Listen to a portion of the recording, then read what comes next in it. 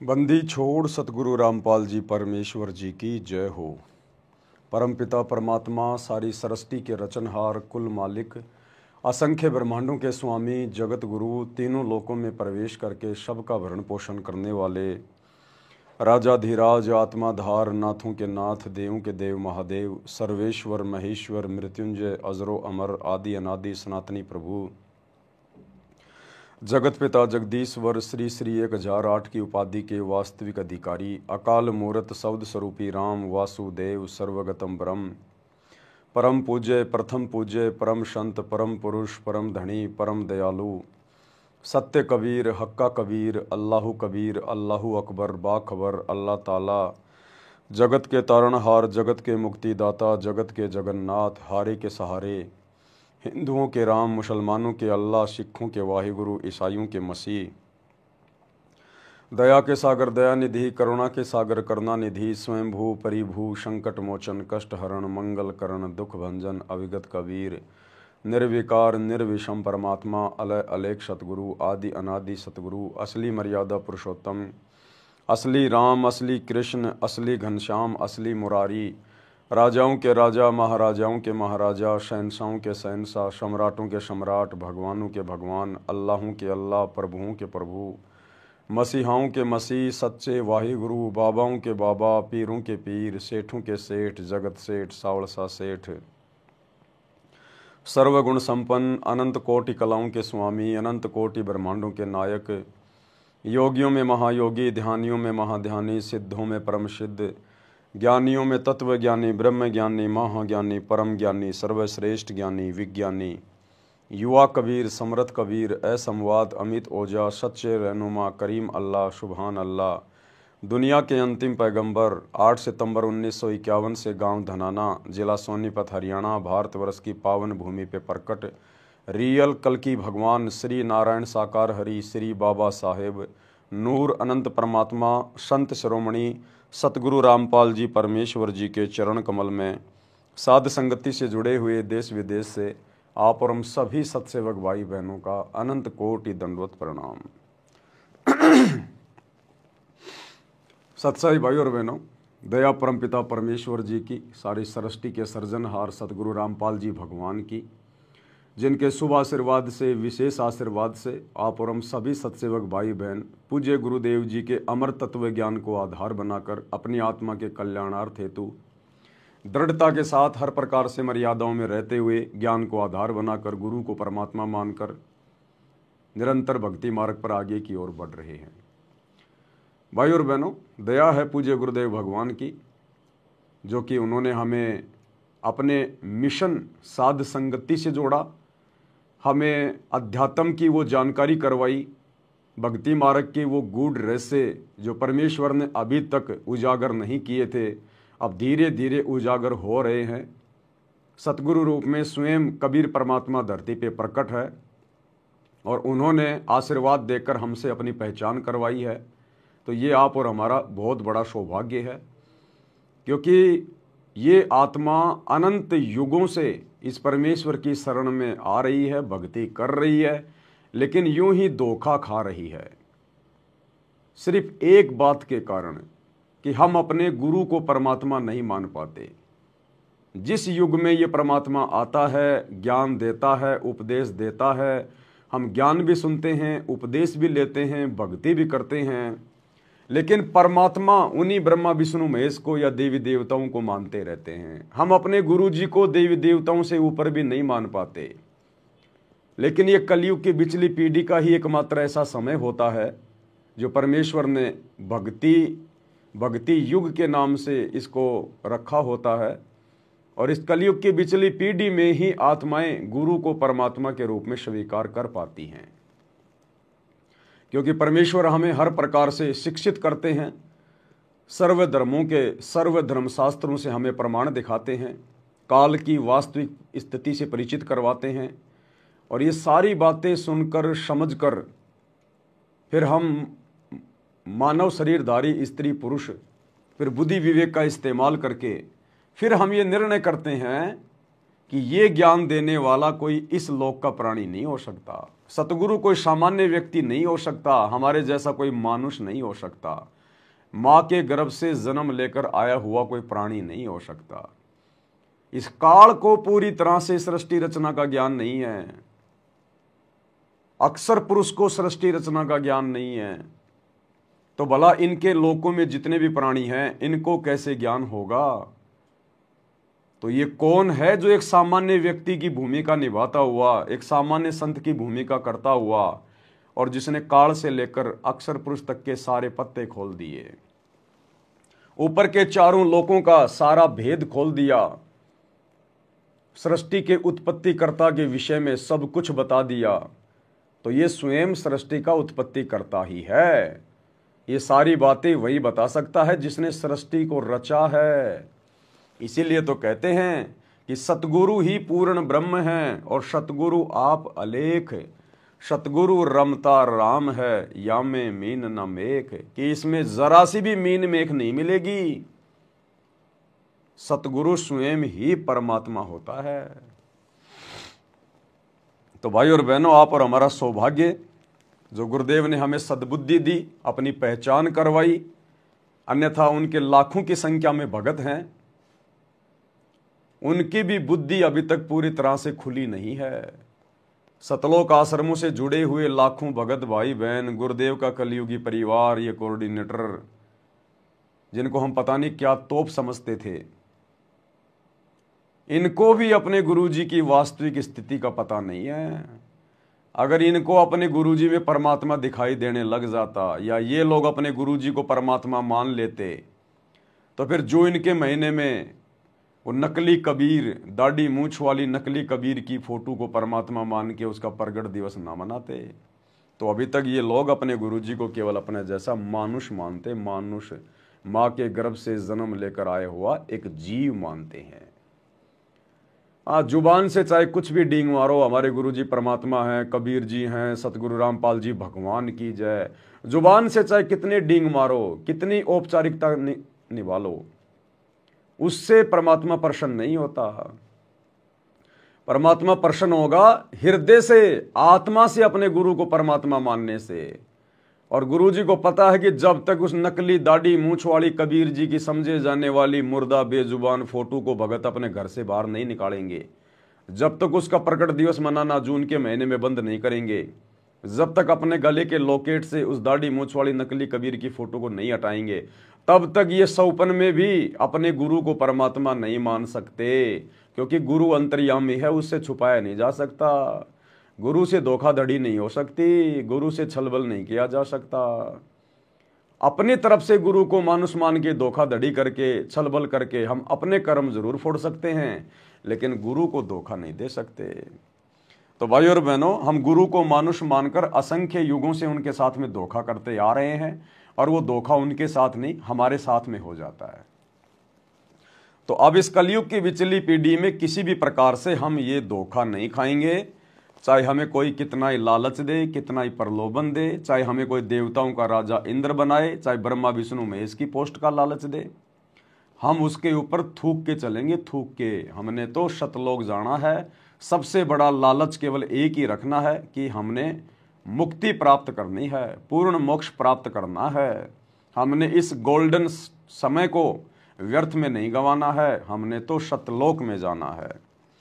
तो भाई और बहनों, इन तमाम चीज़ों को हम अच्छे से समझें, जाने, पहचाने, हमारे अंदर दृढ़ता पैदा हो, इसके लिए पूज्य गुरुदेव वर्तमान में अपने मिशन के तहत हिसार जेल में बैठकर हमारे लिए जो विशेष संदेश भेज रहे हैं, उन विशेष संदेश में आज पार्ट नंबर 12 का और तीसरा भाग है।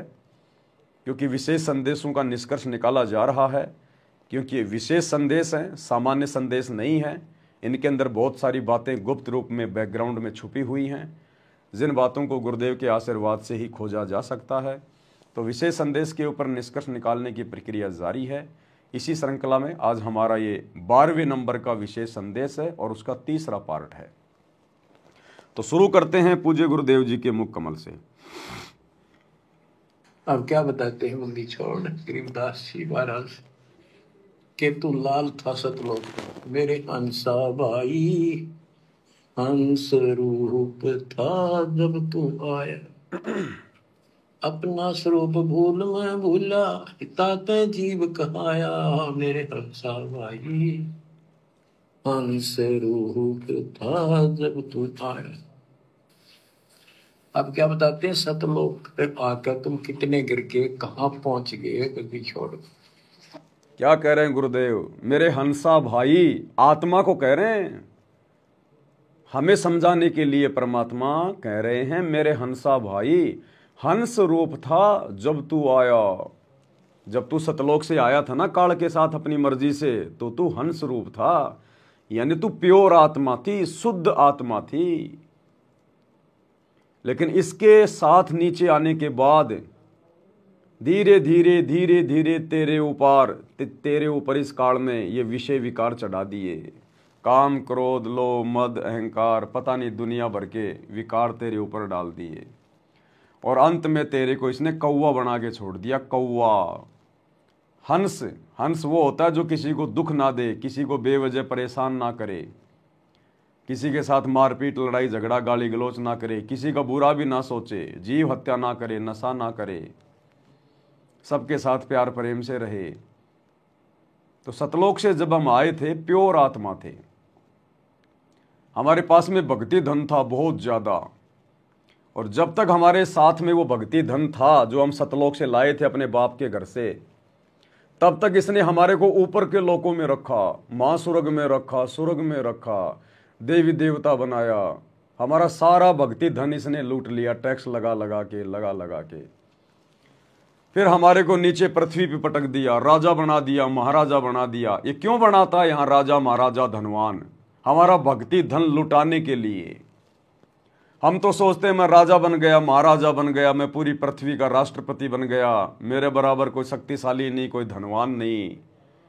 ये तो सबसे बड़ी मूर्खता है। ये तो हमारा धन लूटा जा रहा है।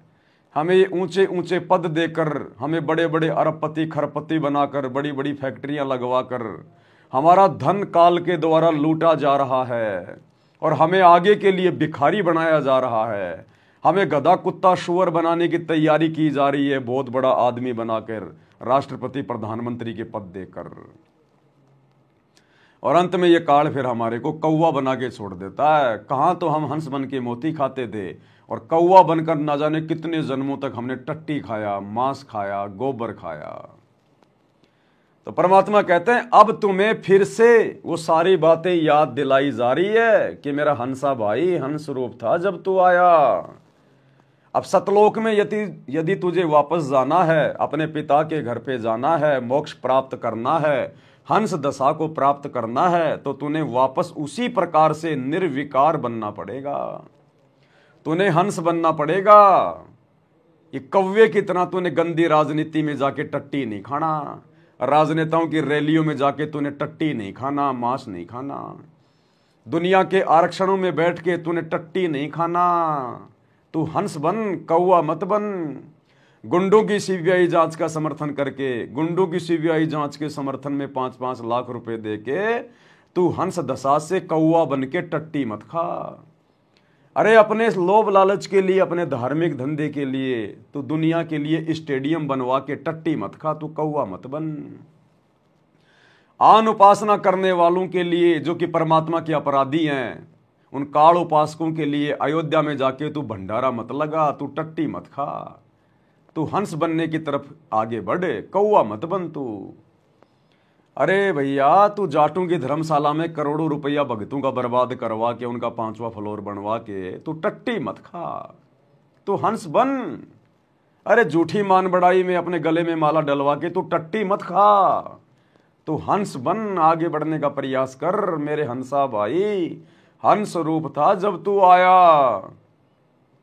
और अब सतगुरु मिल गया, सारा ज्ञान दे दिया, हमारी वो गलतियां बता दी, गलतियां कैसे सुधारोगे वो रास्ता बता दिया, और फिर भी हम जानबूझ के टट्टी खा रहे हैं, भगत होकर भी टट्टी खा रहे हैं। सारे वही कुकर्म कर रहे हैं जो काल चाहता है। काल हमारी मर्यादा तोड़वाना चाहता है, हमें अपने जाल में फंसाने के लिए जो कुकर्म करवाना चाहता है, हम उसके वशीभूत होकर उसी की गोद में बैठकर कौवे बनकर भगत होकर भी टट्टी खा रहे हैं सारे कुकर्म करके गुरुजी की गैर हाजिरी में। तो गुरुजी समझा रहे हैं, बेटा कम से कम अब तो समझ, अरे किसी भी प्रकार के लोभ लालच में मत आ। जब तू यहां पर छोटे छोटे लोभ लालच के चक्कर में पड़ के टट्टी खा रहा है, तो जब तू त्रिकुटी पे खड़ा होगा, जहां तेरी फाइनल परीक्षा होगी, वहां तो तू पता नहीं क्या क्या खा लेगा। अरे जब तू यहां 2 कोटी के राजनेताओं की रैलियों में धक्के खा सकता है, तो वहां जब ब्रह्मा विष्णु महेश की रैली निकल रही होगी, तो 2 मिनट में जा खड़ा होगा, 2 मिनट में जा खड़ा होगा तू तो। जब तू यहां भगत होकर और अपने दुनिया वाले वो लोग जिनका भक्ति से कोई मतलब नहीं, गुरुजी से कोई मतलब नहीं, जिनकी कोई क्रिया, कोई परंपरा, कोई नियम मर्यादा हमारे से मेल नहीं खाती, तो उन जाटों के साथ जाके उनकी धर्मशाला बनवा रहा, भाईचारा निभा रहा, गले में माला डलवा रहा है। अगर तुझे त्रिकुटी पे छोटा मोटा कोई देवता का कोई पद दे दिया जाए, तो तुरंत गले में माला डलवा लेगा वहां पे। जब तू यहां इस काल के झूठे मान सम्मान से पीछे नहीं हट रहा, तो त्रिकुटी पे कैसे हटेगा जब तुझे इतने बड़े बड़े पद देने के लालच दिए जाएंगे। तो गुरुजी हमारी रिहर्सल करवा रहे हैं, गुरुजी हमारी परीक्षा ले रहे हैं कि बेटा जब तू यही फेल हो रहा है, तो त्रिकुटी पे क्या तू खाक पास हो जाएगा? वहां तो तू 2 मिनट में टट्टी खाने के लिए जा बैठेगा काल की गोद में। और भाइयों और बहनों, वर्तमान में परमात्मा अपनी आत्माओं को जो भी अनुभव करवाते हैं, जो भी उनको खुली आंखों से दिखाते हैं, वो परम सत्य होता है और हम भगत भाई बहनों की परीक्षा के लिए होता है। परमात्मा उन संदेशों के माध्यम से, उन भाई बहनों के माध्यम से आप और हम सत्सेवकों को दृढ़ करने के लिए वो संदेशे भिजवाते हैं। बीच बीच में गुरुजी हमें चेक करते रहेंगे हर प्रकार से कि अभी इनके अंदर कोई लोभ लालच है या नहीं है, कोई मान बड़ाई अहंकार है या नहीं है, ये मेरे ज्ञान को समझ पाए या नहीं समझ पाए, इस काल की किसी भी चीज में, किसी भी झूठी चीज में इनकी आसक्ति है या नहीं है। तो परमात्मा हमें चेक करेंगे हर प्रकार से। तो कल जूली बहन की एक ऑडियो आई 5 मिनट की, परमात्मा ने खुली आंखों से उसको दिखाया जब वो भोग लगा रही थी। परमात्मा हम सत्सेवक भाई बहनों की परीक्षा ले रहे हैं। गुरुजी कह रहे हैं कि बच्चों मैं सतलोक जा रहा हूं, कौन कौन चलेगा? तो सारे के सारे भाई बहन गुरुजी के चरणों से लिपट गए, चरणों से लिपट गए परमात्मा के, हम चलेंगे हम चलेंगे। अब गुरुजी लोभ लालच देने लगे। गुरुजी ने एक तरफ सोने चांदी का ढेर लगा दिया। अरे बोलो क्या करोगे तुम, ये सोना चांदी लो, ऐश करो, आराम करो, यहां रहो।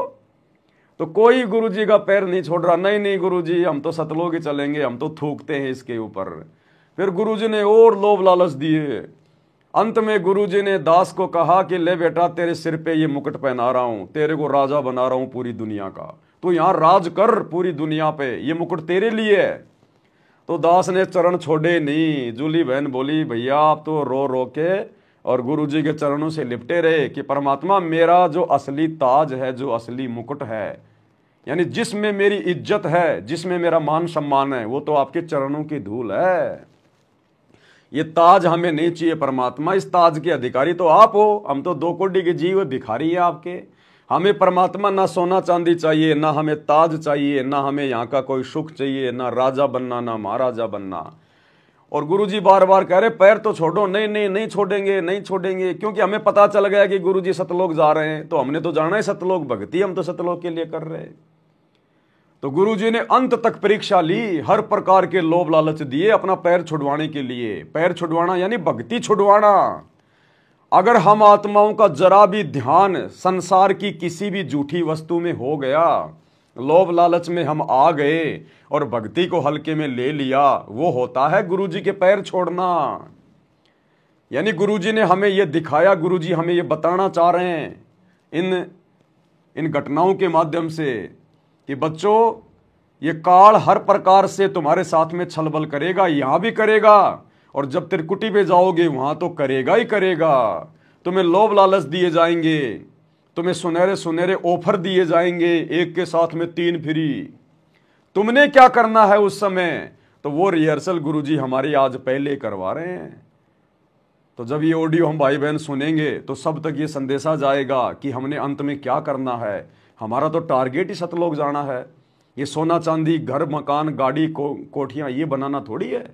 ये मान बढ़ाई प्राप्त करना, राजा महाराजा बनना, राष्ट्रपति बनना, पूरी दुनिया का प्रधानमंत्री बनना, ये हमारा सपना थोड़ी है। तो इस 5 मिनट की ऑडियो के माध्यम से परमेश्वर ने सर्व सतसेवक समाज को ये संदेशा दिया है कि जब तक इस शरीर में हो किसी भी लोभ लालच में नहीं आना, और अंतिम श्वास तक अपने गुरु जी के चरणों में इसी प्रकार से दृढ़ होके लगे रहना। और जब त्रिकुटी पे जाओगे तो वहां ये काल ना जाने क्या क्या प्रलोभन देगा, क्या क्या लोभ देगा, क्या क्या सवारत दिखाएगा।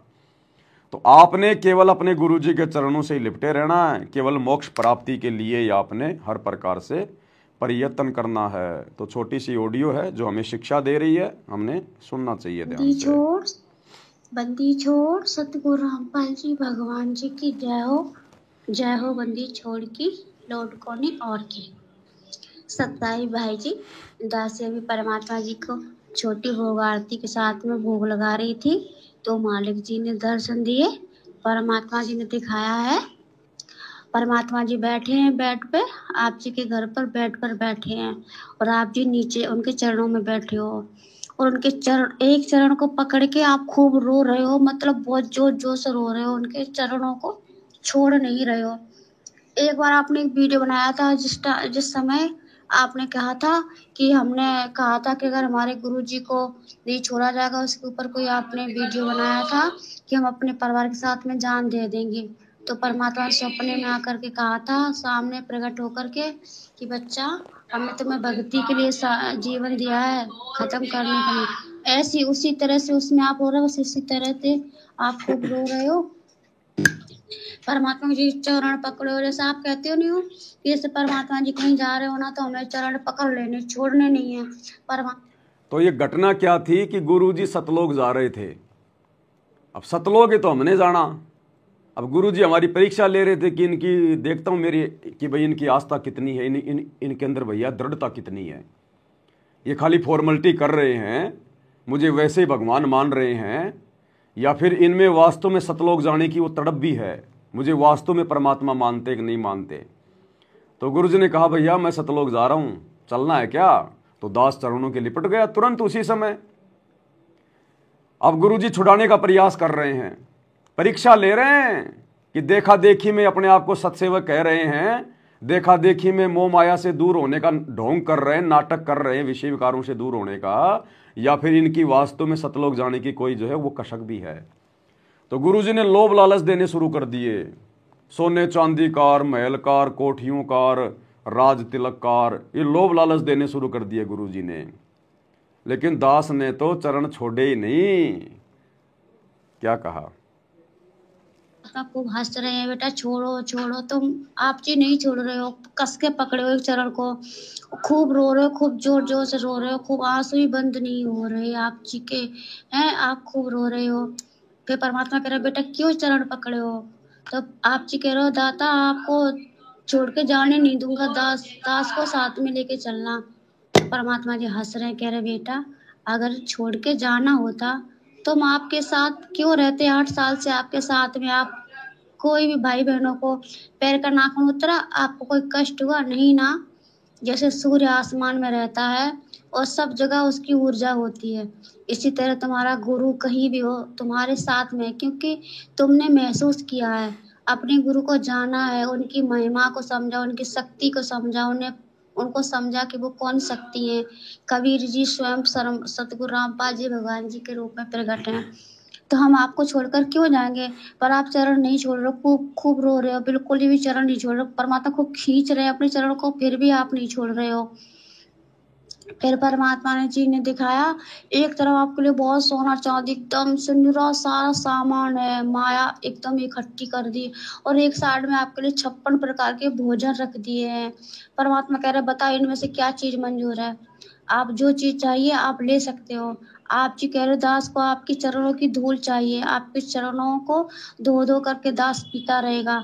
हमारे लिए 56 प्रकार का भोजन आपके चरणों की धूल है, इसी को चाटते रहेंगे, हमारे लिए ये, हमें माया नहीं चाहिए दाता, हम इस पे थूकते हैं। परमात्मा ने 3 बार कहा ले लो। आप जी ने मना कर दिया, नहीं मालिक क्षमा करना, आपकी हर बात दास मानेगा, पर यह बात आपकी दास बिल्कुल नहीं मानेगा। और फिर आपने वो ना तो मतलब 56 प्रकार के भोजन में हाथ लगाया, ना ही अपने माया में हाथ लगाया। परमात्मा कह रहे चलो ठीक है, और भी सब भाई बहन बैठे हैं इसी तरह से, वो भी कर रहे हैं जैसे आप कर रहे हो। फिर परमात्मा ने कहा चलो ठीक है, आप हमसे कितना प्यार करते, कितना प्रेम करते, हमारे लिए अपना अपना दिल निकालो। अब परमात्मा ने देखा भैया ये सत्सेवक माया में तो नहीं उलझ रहे, सोने चांदी हीरे मोती 56 प्रकार के भोजन, इनको मैंने कह दिया कि ले लो, जी भर के जितना लेना उतना ले लो, कोई दिक्कत नहीं, तुम्हारे लिए है।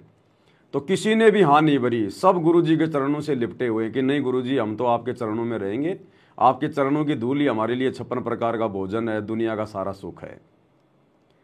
तो फिर गुरुजी ने आगे क्या कहा कि देखता हूं देखे तुम मेरे लिए कितना क्या करते हो। बोला मुझे सब अपना अपना दिल निकाल के दो, दिल निकाल के। अब देखो हमारी ये परीक्षा होती है भाई और बहनों, अब हमने अपने दिल में तो गुरुजी को बैठा रखा है भाई, घटी हिम गंगा घटी हिम जमुना घटी हिम जगदीश सतगुरु तारेंगे, तो हमारे दिल में तो गुरुजी विराजमान है। अब दिल को हम कैसे निकाल के दे दें, दिल को हम कैसे काट दें, हम अपने गुरुजी को तो नहीं काट सकते ना भाई। जैसे गुरुजी किसी सिंहासन पे बैठे हैं और गुरुजी कहें कि देखता हूं तुम मुझे कितना मेरी आज्ञा का पालन करते हो, इस सिंहासन को काटो, तो जब तक गुरुजी सिंहासन पे बैठे हैं हम कैसे उस पर तलवार मार सकते हैं। तो गुरुजी तो हमारे दिल में बैठे हैं भाई, तो हम कैसे अपने दिल को निकाल के दे दें। तो दिल निकालने के लिए दास ने मना कर दिया और चक्कू लेके और अपनी छाती फाड़ दी कि परमात्मा बाकी देख लो, आप ही बसे हो, सारा सब कुछ आपका ही है। और सभी भगत भाइयों बहनों ने ऐसे चक्कू निकाल के अपना अपना सीना फाड़ दिया कि परमात्मा दिल में तो आप बैठे हो, नहीं होते तो ये अभी निकाल के दे देते आपको। और कहीं ये ना हो कि भाई हम कोई मतलब डर रहे हैं तो हमने साइड से चक्कू से अपना सीना चीर दिया जैसे हनुमान जी ने चीरा था वैसे, और उसके अंदर देखा तो सतगुरु रामपाल जी भगवान बैठे हुए हैं, परमात्मा सबको दिखा रहे हैं अपनी मूर्ति। मतलब गुरुजी हम सभी सत्सेवक भाई बहनों के घट में बैठे हुए हैं, हमारे साथ में है पल पल शब्द रूप में। तो क्या कहा फिर मालिक ने, फिर परमात्मा ने कहा चलो ठीक है, आप हमसे कितना प्यार करते, कितना प्रेम करते, हमारे लिए अपना अपना दिल निकालो। आपने चक्कू उठा लिया और आपसे कह रहे हो मालिक हम दिल तो आपको निकाल के दे देते अगर हमारा होता, पर ये दिल हमारा नहीं, ये तो आपका है। इस हृदय में आप विराजमान हो, आपका निवास है, और हम उस स्थान को हानि नहीं पहुंचा सकते जहाँ पे आप विराजमान हो। आपको हानि पहुंचाने से पहले हमारे शरीर के कतरे टुकड़े टुकड़े हो जाए, टुकड़े होकर गिर पड़े, हमारे शरीर से सांसें छूट जाएं, पर हम आपको हानि नहीं पहुंचा सकते। और अच्छा ये तो सौपन की बातें हैं, सौपन भी नहीं कह सकते क्योंकि परमात्मा ने खुली आंखों से दिखाया बहन को।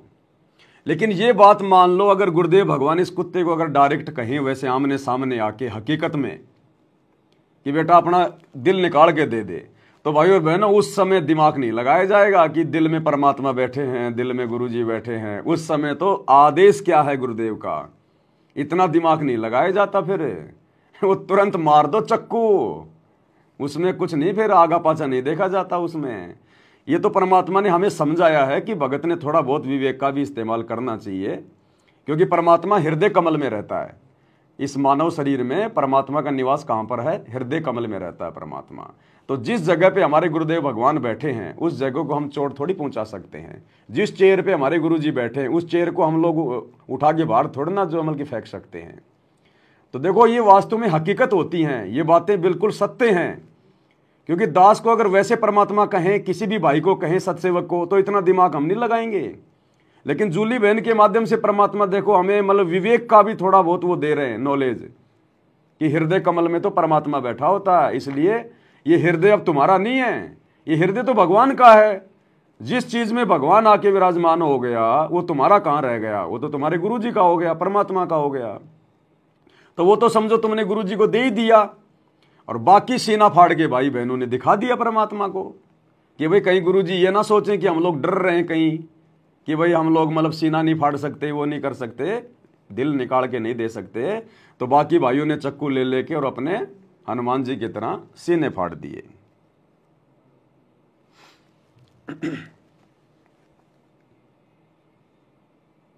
अगर हमारा होता, पर ये दिल हमारा नहीं, ये तो आपका है। इस हृदय में आप विराजमान हो, आपका निवास है, और हम उस स्थान को हानि नहीं पहुंचा सकते जहाँ पे आप विराजमान हो। आपको हानि पहुंचाने से पहले हमारे शरीर के कतरे टुकड़े टुकड़े हो जाए, टुकड़े होकर गिर पड़े, हमारे शरीर से सांसें छूट जाएं, पर हम आपको हानि नहीं पहुंचा सकते। और अगर आप कहो तो हम आपको सीना फाड़ के दिखाएंगे। तो आप लोग एकदम चक्कू सीने में मारा, जैसे हनुमान जी के हृदय में राम जी विराजमान थे, उसी तरह से परमात्मा सतगुरु रामपाल जी भगवान जी आपके हृदय में विराजमान है और मुस्कुरा रहे हैं। दासी ने देखी तस्वीर, ऐसी तस्वीर है, पैजामा कुर्ता पहने, उस पर काले कलर का, उस पर वो डाले हुए हैं वो अच्छा, और आगे ऐसे आशीर्वाद दे रहे, वो वाली तस्वीर आपके हृदय में। सभी शक्ति भक्त भाई बहनों के हृदय में ऐसी, सबने अपने अपने हृदय को ऐसे देखा, तो परमात्मा खुश हुए, देख के खूब हंस रहे। पर आप चरण नहीं छोड़ रहे, चरणों को पकड़े हुए हो। परमात्मा कह रहे हमें ये देखना था और ये परीक्षा लेनी थी कि सच में आप हमारे साथ जाने के योग्य हुए हो या फिर दिखावा कर रहे हो। अभी तो तुम कह रहे हम परमात्मा को भगवान मानते, और कहीं हम ऐसा मतलब एक झटका मारे तो आप सबके सब गिर जाओ। और आप सब पास हुए इस परीक्षा में, आप सच में हमें भगवान मानते हो। तो आप जी कह रहे हो परमात्मा शरीर का हर टुकड़ा टुकड़ा, रोम रोम, खून का कतरा कतरा आपको भगवान मानता है। हम आपको नहीं छोड़ सकते। कितने असंख्यों युग निकल गए भटकते, अब जाके आपने हम नीचों पे अपनी दया बख्शी, आपने पहचान कराई मेरे मालिक। हमारी तो क्या औकात, हम तो मिट्टी के पुतले हैं। आपकी दया कृपा से आपने अपनी पहचान कराई है मालिक, हम आपको नहीं छोड़ सकते। फिर परमात्मा जी कह रहे हैं कि आप जी चरण नहीं छोड़ोगे और हम चलेंगे तो हमारे साथ आप भी खचरोगे, तो आपको चोट लगेगी। तो आप जी कह रहे नहीं मालिक, अब भगवान के होते उनके भक्तों को कुछ चोट तो छू भी नहीं सकती। अगर हम आपके साथ खचरेंगे तो हमारे फूल जैसा शरीर होगा, फूल चुभेंगे, हमारे शरीर में मिट्टी नहीं चुभेगी। जिस स्थान पर आप अपने चरण रखते हो वो वहाँ पे मिट्टी कंकड़ नहीं होते, वो फूल बन जाता है। और फूल में चलने से कैसी चोट, पर आपने चरणों को छोड़ा नहीं और रोए जा रहे हो। परमात्मा जी ताज लिए अपने हाथों में और आप जी को कह रहे बेटा ये ताज हम आपको पहनाएंगे। आप जी ने हाथ जोड़कर दंडवत प्रणाम करके आपने मना कर दिया कि हे परमात्मा इस दास को क्षमा करना, इस ताज के अधिकारी आप जी हो, ना कि ये दास, ये तो कुत्ता है। और हमारे ताज आपके चरणों की धूली इस दास के सर का ताज है। ये कह के परमात्मा ने कहा नहीं बेटा ये ताज हमने खासकर आपके लिए ही मंगाया है। अब फिर परमात्मा ने ये ताज हम आपको पहना, फिर लास्ट में परमात्मा ने और क्या लोभ लालच दिया, ताज मुकुट। परमात्मा ने ताज पहनाना चाहा, क्योंकि आने वाले समय में भाई और बहनों परमात्मा के बच्चे ही राज करेंगे। देशों के राजा जो होंगे वो परमात्मा के बच्चे होंगे आने वाले समय में। तो परमात्मा ने फिर एक ताज लिया और ताज दास को पहनाना चाहा, तो दास ने मना कर दिया। क्योंकि दास बार बार आप सभी भाई बहनों को भी कहता है कि अगर कोई ऐसा समय आ जाए, परमात्मा यदि हमें कहें कि बेटा लो तुम वहाँ के राजा बन जाओ, तुम वहाँ के प्रधानमंत्री बन जाओ, क्योंकि आने वाले समय में कोई चुनाव नहीं होंगे, ये लास्ट समय चल रहा है, ये 2-4 साल में सब कुछ तहस नहस हो लेगा, ये 2-3-4 साल में सब कुछ तहस नहस हो लेगा। ये लोकतंत्र फाकतंत्र सब कुछ भाग जाएगा, कुछ नहीं रहेगा। जो सतगुरु आदेश करेंगे वही होगा।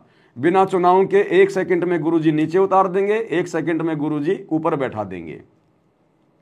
तो गुरुजी ने फिर दास को जो है मतलब कि राज तिलक करना चाहा, दास को ताज पहनाना चाहा, तो दास ने मना कर दिया। क्योंकि भाई और बहनों जो हमारे अंदर जो वृत्ति होगी ज्ञान को आधार बना के, वही हमारी शोपन में होगी।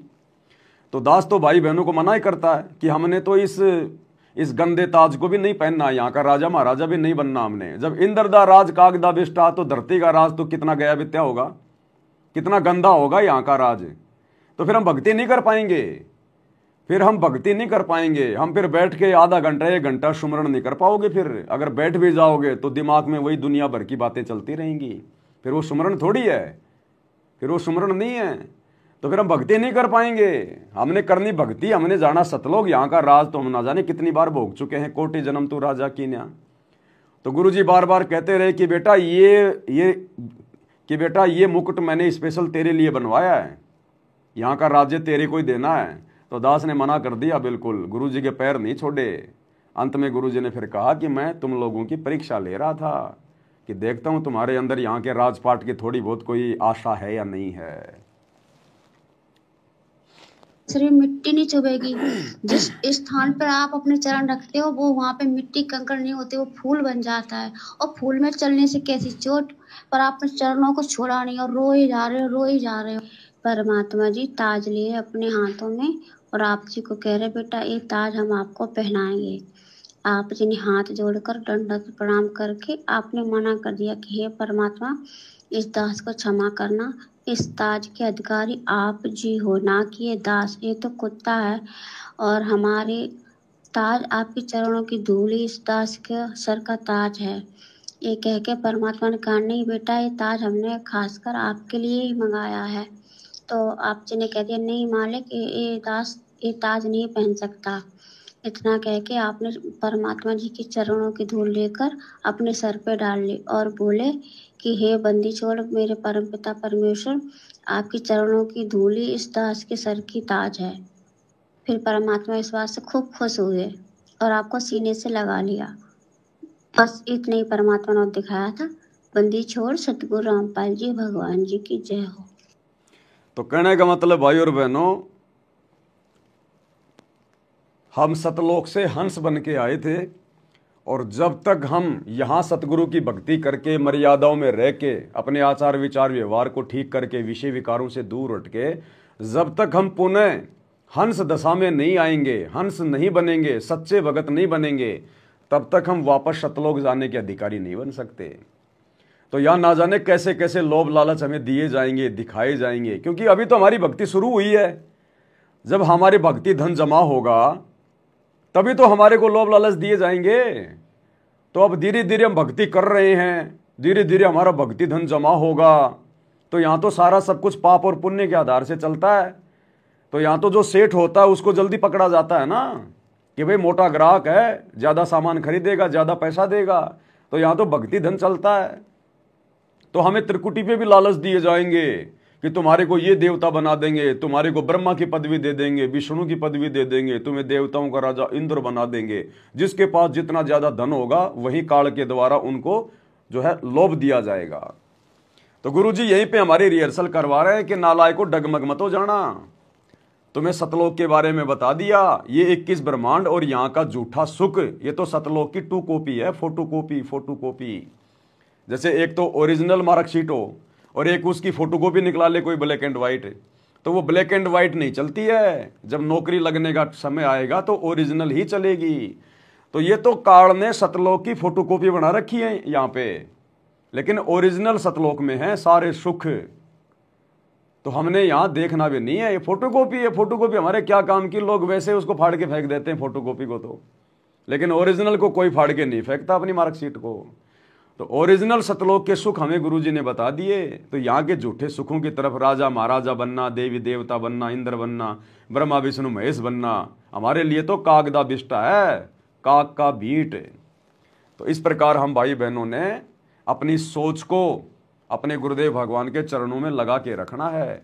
यहाँ के किसी भी झूठे सुख की तरफ हमने आसक्ति नहीं दिखानी, दुनिया को देख के नहीं चलना, दुनिया के सुखों को देख के हमने प्रभावित नहीं होना।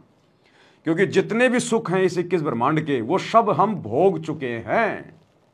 हम यहाँ पर राजा महाराजा बन के, देवी देवता बन के, ब्रह्मा विष्णु महेश बन के हम ये सारे पद सारे सुख भोग चुके हैं। तभी तो हमारा नंबर आया है, तभी तो हमारा वापस सतलोक जाने का नंबर आया है।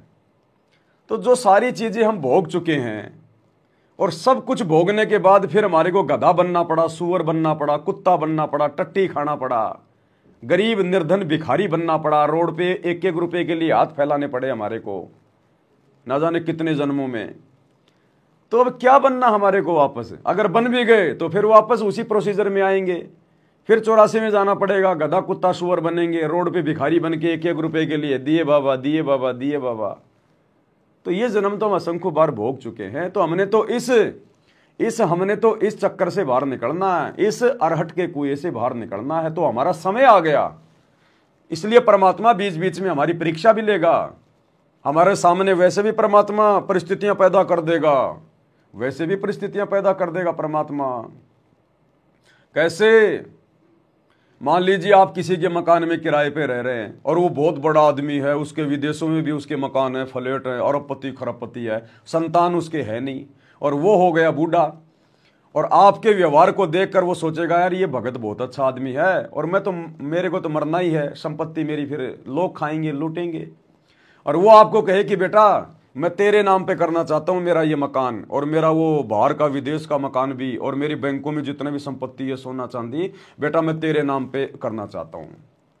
भाई और बहनों, मन में इतना भी विचार नहीं आना चाहिए कि भाई ये तो अपनी मर्जी से कर रहा है, मैं थोड़ी मांग रहा हूं इससे, अपनी मर्जी से दे रहा है तो दे दो, हमें कोई दिक्कत नहीं, इतना भी नहीं आना चाहिए। उसको बोलो भैया मैं तो इस मकान में जब तक रहूंगा ना उसका भी किराया दूंगा, फ्री में तेरे मकान में भी नहीं रहूंगा, तेरी ये संपत्ति लेना तो मेरे लिए सौपन जैसी बात है, मैं तो छूंगा भी नहीं, कि चाहे किसी को दे ना दे, चाहे सरकार लूटे तेरे बाद, चाहे तेरे रिश्तेदार लूटें, जिस दिन तू मर जाएगा मैं तो मकान खाली करके निकल जाऊंगा यहां से। अब ना जाने उसने वो पैसा किस प्रकार से कमाया है, उसके ऊपर तो 3 लोग का भार है। अरे वो भार वो पाप हम क्यों लें अपने नाम पे? वो तो अपने पाप हल्के करके हमारे को संपत्ति देके वो तो अपने पाप बांट रहा है, हम उसके पापों को क्यों बंटवाएं? तो हमने तो ऐसी स्थिति में भी, क्योंकि मन बकवाद करेगा कि रे पवनदास तू मांग थोड़ी रह गया है, ये तो अपने आप दे रहा है तेरे को, ये अरबों खरबों की संपत्ति तूने मांगी थोड़ी है। और सही बात है, इसके मरने के बाद में लोग खाएंगे लोग लूटेंगे, उससे अच्छा तू ले ले, कम से कम सदुपयोग तो करेगा। इतना भी नहीं सोचना हमने, वो इतना भी नहीं सोचना हमने तो बिल्कुल फंसना ही नहीं। हमारे भाग्य में हो तो भी हम गुरुजी से प्रार्थना करें, गुरुजी हमें तो बिल्कुल इसी हाल में रखना, हमें तो ये गरीबी वाले हाल में रखना परमात्मा, ताकि आपकी याद बनी रहे, ये भक्ति पे हम लगे रहें, बकवादों से मन हटा रहे। तो हमने तो इस प्रकार से भी ठोकर मार देनी है दुनिया की संपत्ति को, फिर बाकी ये और चीजें हैं क्या फिर हमारे लिए? हमारा केवल एक ही टारगेट, केवल एक ही मकसद, क्योंकि ये दुनिया पूरी तरह से उलझन में उलझी हुई है। अगर हम दुनिया की तरफ देख के चलेंगे तो भाई और बहनों हमारे भाव नहीं बनेंगे इस भक्ति में, इस भगवान में, सतलोक जाने में। भक्ति भले हम करते रहेंगे पर लेकिन वो फॉर्मेलिटी हो जाएगी। फिर ये काल फिर एक समय ऐसा भी आएगा, जैसे जैसे हमारा भक्ति धन बढ़ेगा ये हमारे को भ्रमित करने का भी पूरा प्रयास करेगा, हमें उसी सांसारिकता में वापस डुबोने का प्रयास करेगा। आज आपके रिश्तेदार जो आपसे नाराज होते हैं, आपको पता नहीं क्या समझ रहे हैं, ठग है, लुटेरा है, झूठा है, बाबा के चक्कर में पड़ गया, मेंटल हो गया, मूर्ख हो गया। कल को जब हमारी भक्ति बढ़ेगी, परमात्मा हमें सर्व सुख देगा यहाँ के, उसके बाद वो रिश्तेदार भी तुम्हारे पास आना शुरू हो जाएंगे, तुम्हें बहुत बड़ा भगत कहेंगे, तुम्हारी बड़ी इज्जत करेंगे। हमने उन रिश्तेदारों की पतलून में नहीं घुसना, फिर हमने हमारे टारगेट को नहीं भूलना।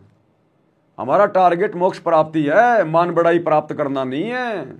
वो रिश्तेदार चाहे आओ चाहे जाओ, चाहे जो मर्जी, चाहे मान बड़ाई करो चाहे जो मर्जी करो, हमने ध्यान नहीं देना उस तरफ बिल्कुल भी। हमने हमारे पिछले दिनों को याद करके, गधे कुत्ते सुअर वाले जन्मों को याद करके, 84 लाख योनियों के कष्टों को याद करके, नरक कुंड को याद करके जो असंख्य बार भोग चुके हैं, तपस्शिला असंख्य बार भोग चुके हैं, इन सब चीजों को याद करके हमारा टारगेट सतलोक होना चाहिए। तो काल हमें फंसाने का भी प्रयास करेगा, हमें यहां सुख भी होंगे आने वाले समय में। ये ना सोचो कि आज हम दुखी है तो ऐसे ही हम दुखी रहेंगे, नहीं। ये परमात्मा जैसे जैसे हमें ज्ञान देगा हमें सुख भी देगा परमात्मा, क्योंकि ये भक्ति परमात्मा अपने हिसाब से करवाएगा। नादान बच्चे को धन नहीं दिया जाता, पैसा नहीं दिया जाता। माता पिता घर से बाहर जा रहे होते हैं तो अपने समझदार बच्चे को घर की चाबी दे के जाते हैं, उस 2 साल के नादान बच्चे के हाथ में चाबी दे के नहीं जाते। तो जैसे जैसे हमें ज्ञान होगा माया के गुणों का, अवगुणों का, कि कहाँ ये माया मुझे धोखा देगी, कहाँ मैं इसका सदुपयोग कर सकता हूँ, उसी हिसाब से गुरुजी धीरे धीरे हमें सुख भी देगा। यहाँ के राजा को इतने सुख नहीं होंगे जो आने वाले समय में सतगुरु रामपाल जी के भक्तों को होंगे। तो हमने उन सुखों में फंसना नहीं है, उलझना नहीं है। हमारा टारगेट केवल मोक्ष होना चाहिए, केवल मोक्ष। हमें सब कुछ याद होना चाहिए, गुरुजी का प्रयत्न हमारे को पल पल आंखों के सामने होना चाहिए कि मेरे गुरुजी का मिशन क्या है। 10 साल से मेरे गुरुजी जेल में क्यों बैठे रहे, मेरे लिए गुरुजी पुलिस वालों की गाड़ियां क्यों खाई, उनके डंडे क्यों खाए गुरुजी ने। 10 साल से मेरे भगवान 10/12 की उस कोठड़ी में क्यों बैठे रहे, नीचे फर्श पे क्यों सोते रहे। हमने अपने गुरुजी के प्रयासों को, उनके संघर्ष को हमेशा ध्यान रखना है।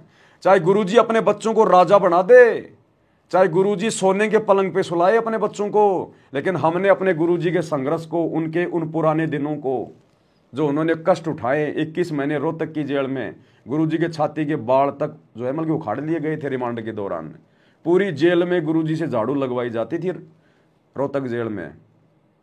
आज हिसार जेल में गुरुजी को कैदी नंबर 105 का वो दे के बिल्ला और गुरुजी से पौधों में पानी डलवाया जाता है। आज गुरुजी बागवानी का काम कर रहे हैं हिसार जेल में, क्योंकि जो कैदी होता है जिसको सजा हो जाती है फिर उसको काम करना पड़ता है। प्रशासन ये नहीं देखता ये संत रामपाल जी हैं या कोई बहुत बड़े कोई नेता हैं।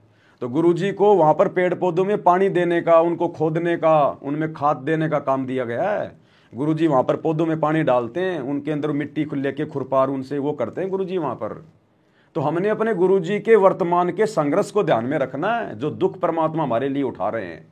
हम भले कुछ भी बन जाए, कितना सुख हो जाए, अपने गुरुजी के इन दिनों को हमने भूलना नहीं है, और साथ में उन दुखों को जो हमने असंख्य बार 84 लाख योनियों में भोगे हैं। तब जाके हमारा दिमाग सेंटर में रहेगा, नहीं तो ये मन बकवाद करेगा।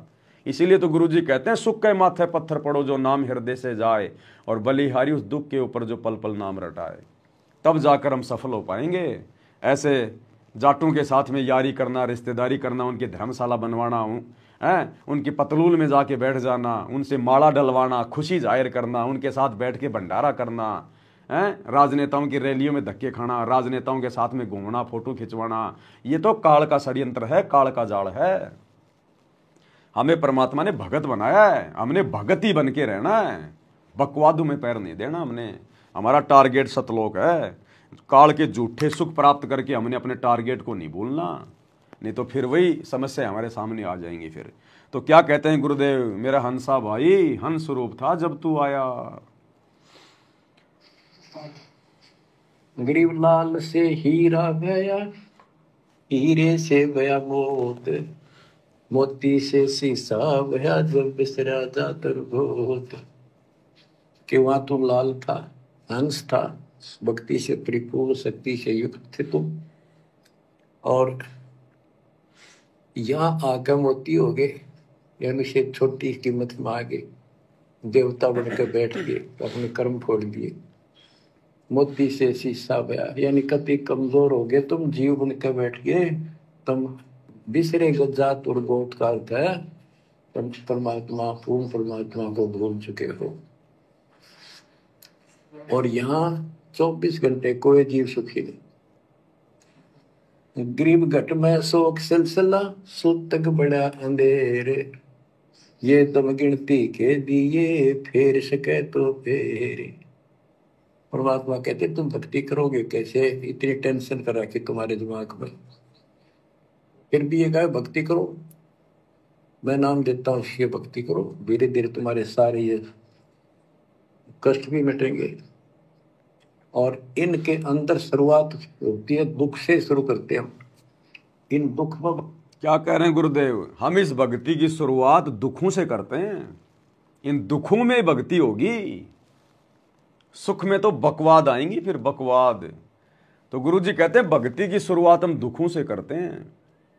जो भाई बहन इस भक्ति पर आकर भी अगर थोड़ी बहुत अपने आप को दुखी मान रहे हैं, ये उनका सौभाग्य है कि परमात्मा उनको भगत बनाना चाह रहा है। इस भक्ति की शुरुआत दुखों से होती है, और जब आपको ज्ञान हो जाएगा, अपना टारगेट समझ में आ जाएगा, गुरुजी की वास्तविक परमात्मा वाली स्थिति समझ में आ जाएगी, उसके बाद ये परमात्मा हमें सुख भी देगा। ये तो जगत सेठ है, ये भला अपने बच्चों को कैसे गरीब देख सकता है। ये तो तैयार बैठा कि अभी मैं इनको सेठ बना दूं, राजा बना दूं मेरे बच्चों को, लेकिन हम उस योग्य नहीं हैं, हम उस योग्य नहीं हैं। ये थोड़ी कि अगर किसी का बाप अगर करोड़पति है और उसका बेटा अगर 20 लाख मांगेगा तो तुरंत निकाल के दे देगा, ले बेटा 20 लाख रुपए। अगर 100 रुपए मांगेगा तो 25 रुपए पकड़ाता है कि कहीं ये बर्बाद ना कर दे, कहीं हवाबाजी ना करने लग जाए। तो जैसे जैसे हमें भक्ति का ज्ञान होता चला जाएगा, हमें काललोक के कष्टों का ज्ञान होगा, अपने टारगेट का पता चलेगा। जब हमारी सुरती भक्ति के प्रति होगी, हमारी वो तड़प लगेगी, हमें चिंता होने लगेगी, ज्ञान होगा, तब ये परमात्मा धीरे धीरे हमें सुखी करेगा। ये ना सोचना अपनी वर्तमान स्थिति को देखकर कि मैं तो इतना गरीब आदमी हूं, ना कोई काम धंधा है, ना कोई जमीन है, ना खुद का मकान है, परमात्मा देंगे कहां से। क्या सम्मन ने कभी सोचा था सम्मन के जैसा गरीब आदमी उस शहर में कोई दूसरा नहीं था? क्या सम्मन ने कभी सोचा था कि तू इसी जन्म में और इस दिल्ली शहर का 1 नंबर का तू सेठ बन जाएगा? परमात्मा ने उस सम्मन को, जो सपने में भी नहीं सोच सकता था, जो सुबह खा लिया तो शाम का नहीं पता था, उसी सम्मन को उसी जन्म में दिल्ली का 1 नंबर का सेठ बना दिया परमात्मा ने। तो भाई और बहनों, ये परमात्मा है, ये जब देगा तो छप्पर फाड़ के देगा। लेकिन हमने लेने की उम्मीद नहीं करनी, हमने इच्छा नहीं करनी कि गुरुजी मुझे कब धनी बनाएंगे, गुरुजी मुझे कब पैसा देंगे, गुरुजी मुझे कब सुखी करेंगे। अगर हम ऐसा भी सोचेंगे तो भी हमारी कमजोरी है, इसका मतलब अभी हमें ज्ञान नहीं है। हमने केवल गुरुजी के प्रति समर्पित रहना है, मर्यादाओं में रह के भक्ति करना है। जो काम धंधा गुरुजी ने दे रखा, नेक नीति ईमानदारी से करना है, बस। आगे देना ना देना, देने में हमारा भला है या ना देने में हमारा भला है, ये गुरुजी को पता है। तो हमने ना मन में कोई दोष देखना, ना हमने कोई इच्छा जाहिर करनी कि गुरुजी मुझे पैसा दे, मुझे धनी बनाए। ये तो इनकी मर्जी है, ये तो इनकी मर्जी है। सम्मन ने कोई मांगा थोड़ी था परमात्मा से कि परमात्मा मुझे सेठ बना दे। सम्मन ने कभी इच्छा ही नहीं करी। ये सोचा था कि अगर मैं आज धनवान होता तो बेटा नहीं काटा जाता, धन होता तो मेरे घर में आटा होता, सारा सामान होता, मुझे चोरी नहीं करनी पड़ती, मेरा बेटा नहीं काटना पड़ता। केवल ये सोचा था, धन नहीं मांगा परमात्मा से। लेकिन उसी जन्म में 1 नंबर का सेठ बना दिया। तो ये परमात्मा कब क्या दे देगा, कब क्या कर देगा, आपको कहां से कहां बैठा देगा, कोई सोच भी नहीं सकता। क्योंकि परमात्मा वो करता है जो इंसान की जो कल्पना में भी नहीं होता है। तो हमने तो अपने मोक्ष को आधार बना के भक्ति करनी है कि भगवान, यहां चाहे मैं सेठ बनूं ना बनूं, मेरे को तो भक्ति का सेठ बना दो। ये परमात्मा भक्ति धन दे दो, जितना दिया जाए उतना, मुझे तो मर्यादाओं में रखो, मेरे भाव जागृत रखो, मैं डगमग ना हो जाऊं यहाँ के झूठे सुखों को देखकर, इस काललोक की झूठी शानो शौकत को देखकर, दुनिया को देखकर मैं डगमग ना हो जाऊं, मुझे हिम्मत दो। ये चीजें मांगो परमात्मा से, फिर बाकी चीजें तो परमात्मा के हाथ में है। ये जगत सेठ है, इसके घर में कमी नहीं है। फिर जब इसने काल को 21 ब्रह्मांड भीख में दे रखे हैं, भीख में दे रखे हैं, तो हम बच्चों को क्या नहीं दे देगा परमात्मा? सब कुछ दे सकता है। लेकिन परमात्मा हमें यहां फंसाना नहीं चाहता। परमात्मा हमें सतलोक लेकर जाना चाहता है, और वहां हमें यहाँ के 21 ब्रह्मांड से भी करोड़ों गुना उत्तम सुख देना चाहता है। तो हमने तो वो सुख प्राप्त करने हैं जिन सुखों के लिए आज हमारा गुरु यहाँ पर इस प्रकार की भूमिका कर रहा है।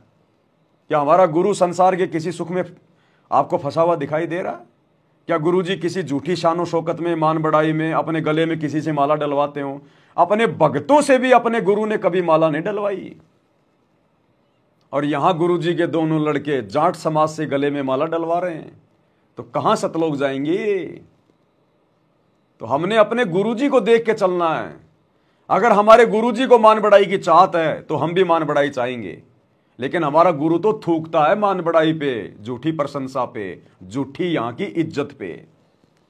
इस गंदे लोक में यदि कोई इज्जत प्राप्त करना चाहता है, वो तो फिर अगले जन्म में गधा बनता है, गधा। तो हमने अपने गुरुजी को देख के चलना है। गुरुजी के बेटों को देख के नहीं चलना, कोऑर्डिनेटरों को देख के नहीं चलना, भक्तों को देख के नहीं चलना, अपने गुरुजी को देख के चलना हमने, तब हम सफल हो पाएंगे। तो दिन में एक बार जब रात को सोते हैं तो एक बार गुरुजी के जीवन पे नजर डाल लिया करो कि हमारे गुरुजी ने भी एक भगत की भूमिका पूरी करके दिखाई है हम भक्तों के लिए।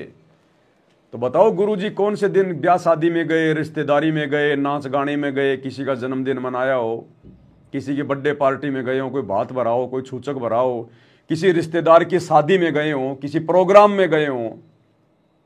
तो फिर हम क्या कर रहे हैं? हमारे गुरुजी कभी पहाड़ों पे घूमने गए हों, कभी देश विदेश में घूमने गए हों, कभी शिमला, ऊटी, मनाली कभी घूमने गए हों, टाइम पास करने गए हों, मनोरंजन के लिए गए हों, अपने बच्चों को लेके गुरुजी कभी पिकनिक करने गए हों। फिर हम क्या कर रहे हैं आज? हमारे गुरुजी का कोई दुश्मन हो, हमारे गुरुजी का कोई मित्र हो, हमारे गुरुजी को लड़ाई झगड़ा करते हो, किसी को गाली गलौच निकाली हो, फिर हम क्या कर रहे हैं आज? हमारे गुरुजी ने 2 कोटि के राजनेताओं के साथ कभी अपनी फोटो खिंचाई हो, कभी मान सम्मान कराया हो, किसी राजनीतिक पार्टी को कभी वोट दी हो, किसी की रैलियों में गए हो, फिर हम क्या कर रहे हैं आज? तो हमने गुरुजी के जीवन को देख के चलना, तब सफल होंगे। गुरुजी के परिवार को देख के चलोगे, अगले जन्म में गधे बनोगे, क्योंकि गुरु का परिवार तो गधे बनने वाले कर्म कर रहा है सारे के सारे। तो इन बातों का हमने बहुत सावधानी पूर्वक विचार करना है। तो क्या कह रहे हैं परमात्मा? तो दुख से शुरू करते हैं।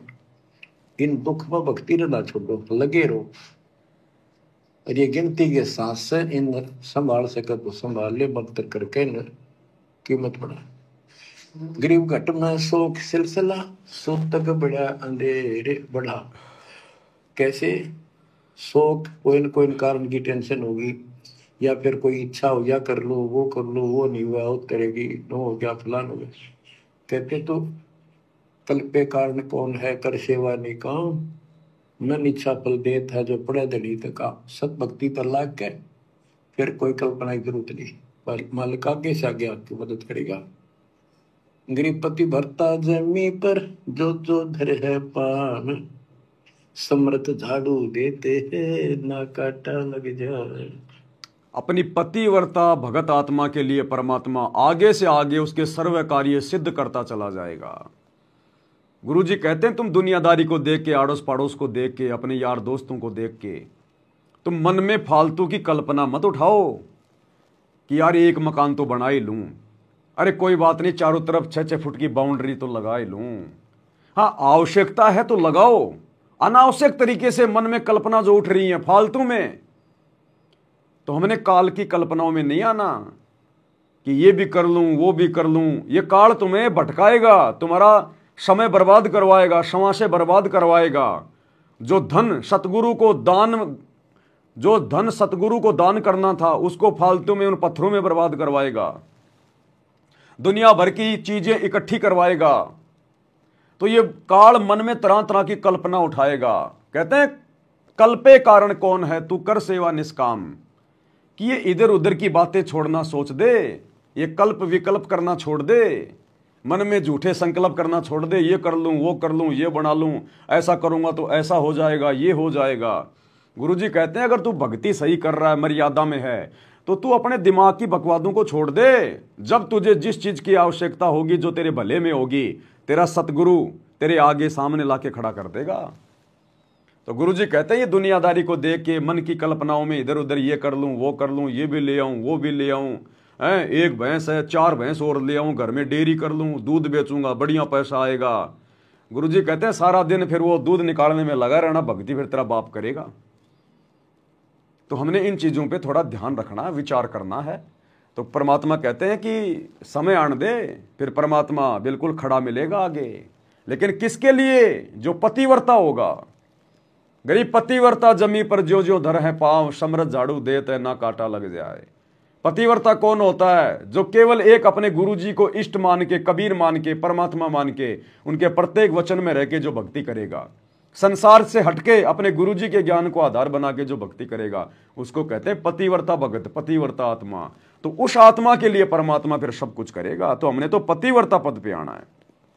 भरता जमी पर जो जो धर है पान, समृत झाड़ू देते हैं ना काटा लग जाए।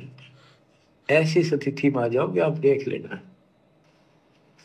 गरीब जित से तीदम उतरे वही ठोर तू खोजे, अंश लोक को चालिए पण मत भर न रोगे।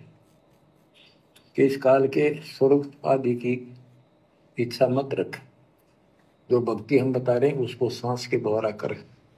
इस काल के बड़ में मत भटके, कि जान की आवश्यकता नहीं, घर में रहो, भक्ति करो। गरीब के पर्दे हम गए सतगुरु के उपदेश, शिव ब्रह्मा विष्णु रटत हैं पार न पावे शेष। एक दूसरी बात भाई और बहनों, जब भी हमारा लाइव वीडियो चलता है या कोई भी वीडियो चलता है, तो जो दुनिया भर के जो फालतू के लोग हैं वो भी आ जाते हैं लाइव वीडियो देखने के लिए। उनका काम केवल काल प्रेरणा से बकवाद ही करना होता है। वो तरह तरह के उल्टे वो कमेंट्स करेंगे, और तुम यदि उनके कमेंट्स पे जवाब देने लग जाओगे तो तुम क्या खाक देख रहे हो? फिर हमने किसी के कमेंट्स पे ध्यान नहीं देना, ये फालतू के कमेंट्स होते हैं। ये अपना नजरिया बदलो, नज़ारा अपने आप बदल जाएगा। ये कौन है भाई जो लिख के भेज रहा है? अरे नजरिया बदलने से नज़ारा नहीं बदलता। अगर बदलता है तो एक काम कर, फिर तू गधी लेके आ, तू कहीं से कोई एक गधी लेके आ और अपने घर लाके उसको बांध दे, और तू तेरा नजरिया बदल कि ये गधी नहीं, ये गाय है और ये दूध की बाल्टी भरेगी। ये गधी नहीं, ये गधा नहीं, ये गाय है। उस गधे को अपना नजरिया बदल के ये सोच कि ये गाय है, ये गधा नहीं है, और दूध की बाल्टी लेके बैठ जा तू नीचे, देखता हूं तेरा नजारा बदलेगा क्या। वो दूध की बाल्टी नहीं भरेगा गधा, वो मूत की भर देगा, मूत की, जो किसी काम का नहीं है। तो ये दुनिया भर के फालतू के डायलॉग हैं, ये हम बहुत पहले छोड़ चुके हैं। पहले हम भी इसी दुनिया में, झूठी दुनिया में, ये ख्वाबी दुनिया में डूबे हुए थे। अब सतगुरु ने आके ज्ञान दे दिया, हमने इस झूठी दुनिया को बहुत पीछे छोड़ दिया है। ये डायलॉग जो हैं ये पुराने हो चुके हैं। किसी और के वीडियो पे जाके ये डायलॉग सुनाओ, भगतों के लाइव वीडियो के ऊपर ये डायलॉग काम नहीं करेंगे। नजरिया बदल दे, नज़ारा बदल जाएगा। कमाल करता, दिन में 12 बजे सूरज हमारी खोपड़ी पे है और हम लोग अपना नजरिया बदलने की, नहीं रात्रि का समय है, ये तो सूरज थोड़ी, ये तो चांद है। अरे गर्मी थोड़ी लग रही है मुझे, ये तो चांद की बहुत अच्छी रोशनी आ रही है। खड़ा रह देखे तू 2 घंटे वहां पर, तेरा नजरिया बदल के, अगर तेरे को अगर हेजा ना मार जाए तो ये फालतू की बकवादें होती हैं। ये दुनिया वाले लोग हैं, इनको लेना देना कुछ है नहीं, हमारी बातें इनके समझ में आती नहीं है, तो ये फालतू की ड्रामेबाजी करते हैं। ये भी एक काल प्रेरणा होती है। तो हमने किसी के जो है फालतू के कमेंट्स का जवाब नहीं देना बिल्कुल भी। और बहुत सारे भाई बहन जो स्टिक वगैरह भेजते हैं ना, स्टिकर मत भेजा करो। हम भगत हैं, कोई तो पता नहीं समझ में नहीं आता, रो रहा है, को नाक साफ कर रहा है, ऐसे स्टिकर भेज देते हैं, क्योंकि हमें तो पता नहीं। ये ऐसे स्टिकर भेजते हैं, पता नहीं आंखों से आंसू आ रहे हैं या नाक से रीट आ रहा है, ऐसे स्टिकर भेज रहे हैं। बताओ क्या मतलब निकलता है इन चीजों का? हम भगत हैं। कोई हाथ में केड़ा लेके पता नहीं यूं कर रहा है, अरे क्या करना, ना वो केड़ा खाया जाता ना कुछ और कोई मतलब नहीं है। कोई ये मुर्गा भेज रहा है, देखो कोई ये मुर्गे से भेज रहे हैं, पता नहीं क्या क्या भगतों। इससे हमारा ध्यान थोड़ा सा डाइवर्ट होता है। हम भगत हैं, सतसाहिब लिख के भेज दो, इससे ज्यादा कुछ मत करो। और बार बार सतसाहिब लिख के भेजने की भी जरूरत नहीं है, एक बार भेज दो बस। बाकी ध्यान से सुनो ना बैठ के। फिर आप मेरे जगत वालों में फिर क्या अंतर हो गया? वो भी तरह तरह के कमेंट्स भेज के वो भी हमारा ध्यान भटकाते हैं, और तुम भी ये मुर्गे, ये बकरे, झोटे भेज के, केले, आम, अंगूर भेज के, और तुम भी ध्यान ही भटका रहे हो। तो स्टिकर मत भेजो मेरे भाई। अपन कोई पब्लिसिटी के लिए नहीं आ रहे, अपन इस चैनल से कोई पैसा वासा नहीं कमा रहे, अपने को कमेंट्स की जरूरत नहीं है। तुम तो शेयर किया करो ज्यादा से ज्यादा, ताकि औरों तक जाए संदेशा। लाइक किया करो, शेयर किया करो, कमेंट्स मत किया करो। हम सबको पता है हम क्या है क्या नहीं है, कमेंट्स क्या मतलब है हमारे को। बहुत सारे भाई बहन लिख के भेज देते हैं जब कोई अच्छी बात आती है वीडियो में, हाँ भगत जी आपने बिल्कुल सही कहा, हाँ भगत जी 100% आपने बिल्कुल सही कहा। ये भी हमारी गलती है। भगत ने ऐसा नहीं बोलना चाहिए, ऐसा नहीं लिखना चाहिए। हाँ भगत जी परमात्मा ने आपसे ठीक कहलवाया, परमात्मा ने आपसे ठीक बुलवाया, इस प्रकार की बातें होनी चाहिए। बीच में अपने गुरु जी को रखो, अपने परमात्मा को रखो। ये शब्द है ना, ये शब्दों का बहुत अहमियत है, चाहे लिख दो चाहे बोल दो, ये मन कर्म वचन की भक्ति है।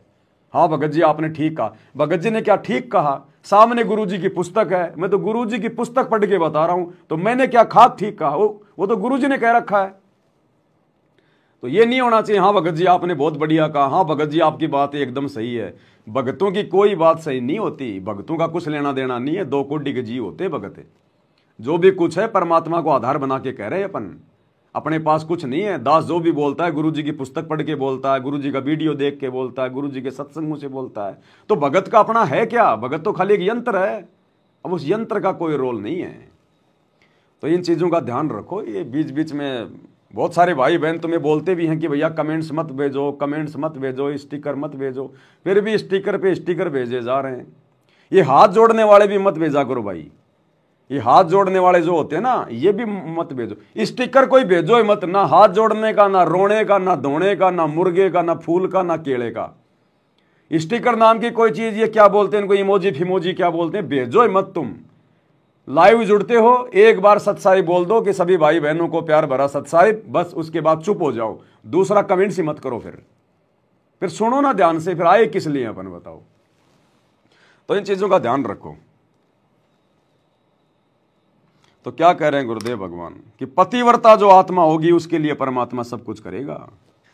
गरीबा के पर्दे हम गए सतगुरु के उपदेश, शिव ब्रह्मा विष्णु रटत है पार न पावे शेष। गरीब जो गुठली में आम है बटक बीज बढ़ जान, सतगुरु के उपदेश ते नीरख सिर को छान। गरीब शब्द सिंधु में लोक है ऐसा गैर कबीर, राम कहो साहेब कहो सो हम सत्य कबीर।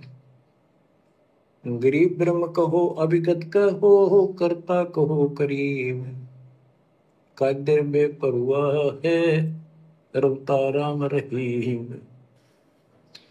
गरीब जय गोपाल दंडोत कर पैरों पड़ प्रणाम, दुआ करो दिल पाक से असला असली सलाम।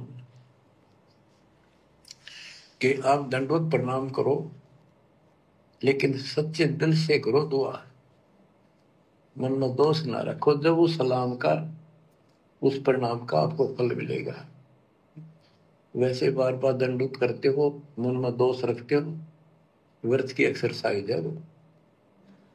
गरीब कुल का खामिद एक है दूजा नहीं गंवारे, दो एक है सो दोत की पकड़ा जाए दरबार। देखो कितनी बड़ी बात कही गुरु जी ने। गरीब कुल का खामिंद एक है दूजा नहीं गंवार, और दूजा कहे सो दोजक में जाएगा खाएगा यम की मार। कुल का मालिक एक है दूजा नहीं गंवार, सतगुरु पुरुष कबीर है कुल के सृजनहार। कुल का खाविंद केवल एक ही है। कौन है वो कुल का खाविंद एक? सतगुरु रामपाल जी परमात्मा, ये कबीर भगवान, ये है एकमात्र पूरे कुल का खाविंद। भक्ति मुक्ति के दाता सतगुरु भटकत प्राण फिरंदा, उस साहिब के हुक्म बिना नहीं तरवर पात हिलंता। भक्ति और मुक्ति का दाता कौन? सतगुरु। केवल ये एक ही है। गुरु समान नहीं दाता रे जग में, गुरु समान नहीं दाता। जब गुरु के समान और कोई दाता है ही नहीं, कुल का खाविंद एक है दूजा नहीं गवार, तो बताओ फिर कौन है फिर वो कुल का खाविंद? कौन हुआ वो कबीर भगवान है जो आज आकर हमें ज्ञान दे रहे हैं, भक्ति दे रहे हैं और मुक्ति देंगे? तो कौन हुए? हमारे गुरुदेव भगवान स्वयं कबीर परमात्मा, कुल का खाविंद। इसलिए हमने अपने गुरुजी के अलावा किसी और में परमात्मा नहीं देखना है। इसलिए अब हमने इतना ज्ञान प्राप्त करने के बाद, इतनी समझ प्राप्त करने के बाद, अब हमने जून के महीने में उस नकली कबीर की दाढ़ी मूछ वाले मुर्दा की हमने वो कबीर प्रकट दिवस नहीं मनाना, नहीं तो दोजख में जाएंगे। दोजख में कुल का खाविंद एक है दूजा नहीं गवार, दो कहे सो दोजख में जाए खाएगा यम की मार। तो इतना ज्ञान लेने के बाद, सतगुरु से इतनी भक्ति लेने के बाद भी अगर हम नरक में जाने के काम करेंगे, दोजख में जाने के काम करेंगे, फिर हमसे बड़ा मंदबुद्धि निर्भागी और कौन है? एकमात्र अपना गुरु, उसी को कहते हैं पतिव्रता पद। हर किसी से आस्था छोड़ के, हर किसी की पूजा पाठ छोड़ के, केवल अपने गुरुजी में आस्था। अगर फोटो भी रखें तो अपने गुरुजी की रखें, अन्य किसी की फोटो भी अपने घर पे, अपने दरबार में, अपने लोकेट में नहीं रखनी। तब माना जाएगा कि आपने अपने गुरु को कुल का खामिद मान लिया। गंवारे दो एक है सो दोत की पकड़ा जाए दरबार। क्यों? कुल का मालिक एक है, कोई दूसरा नहीं है। गंवार ये मूर्ख, अन्य कोई नहीं। कुल का खामिद एक है दूजा नहीं गंवार, दो एक है सो दो जोखी पकड़ा जाए दरबार। और मालिक कहते हैं गुरु गोविंद दो नहीं भाई, जब तक दो समझोगे दो जख में जाई, नरक में जाओगे। और अगर अपने गुरु के अलावा किसी और में परमात्मा देख लिया तो, गुरु के अलावा यदि किसी और में परमात्मा देख लिया तो नरक में जाओगे। नरक में ये भक्ति विधान है, या कोई पक्षपात नहीं चलता, तेरी मेरी नहीं चलती परमात्मा के मार्ग में। अगर कोई सार शब्द लेकर भी गुरु जी के अलावा किसी और को परमात्मा मान रहा है, दाढ़ी मूंछ वाले उस कबीर को मान रहा है, तो भी नरक में जाएगा, नरक में। ये सतगुरु का अटल विधान है ये कि कुल का मालिक केवल एक कबीर है। इससे हटकर कोई दूर और बताता है वह परमात्मा के दरबार में फिर उसको दंड मिलेगा। कुल का खाविंद, कुल का मालिक केवल एक है कबीर, और इसके अलावा यदि और किसी को मानता है कोई तो परमात्मा के दरबार में दंड का भागी होगा। अब वो कबीर कौन है, बस इस बात की पहचान कर लो। जब हमें यह समझ में आ जाएगा कि वो कबीर कौन है, फिर हम भाई बहन धोखा नहीं खाएंगे, फिर हम परमात्मा की उस मार से बच जाएंगे। और यही तो पहचान करवाना चाह रहे हैं गुरु जी हमारे से कि वो कुल का मालिक एक कौन है, बस उसकी पहचान हो जाए। तो भाई और बहनों, उसकी पहचान भी गुरुदेव भगवान ने करवानी पड़ती है, और बार बार आपको दास सुनाता है, और सुनाना जरूरी है ताकि हमारी आत्मा में भूल ना पड़े कि वो कुल का खाविंद, वो एकमात्र वो कबीर वर्तमान में सतगुरु रामपाल जी हैं, कोई और दूजा नहीं है। तो गुरु जी कह रहे हैं पूर्व पश्चिम उत्तर दक्षिण क्यों फिरदा दाने दाने नू, सर्व कला सतगुरु साहिब की हरि आए हरियाणे नू। और कह रहे हैं भाई वो गरीबदास जी के समय आए, और भाई ई बारे थारे सामने प्रत्यक्ष प्रकट हैं, पहचान सको तो पहचान लो। क्या बताते हैं? उत्तर दक्षिण पूर्व पश्चिम फिरदा दाने दाने नो, और सर्व कला सतगुरु साहिब की हरि आए हरियाणे। अब सुनो, गरीबदास जी के समय आए तेरी बारे भाई प्रगट सामने थारे, पहचाने जात पहचान लियो। गरीबदास जी के समय आए तेरी बारे भाई प्रगट सामने थारे, पहचाने जात पहचान लियो। गरीबदास जी के समय आए तेरी बारे भाई प्रगट सामने थारे, पहचाने जात पहचान लियो। तो गरीबदास जी के समय कौन आए थे? कबीर जी आए थे।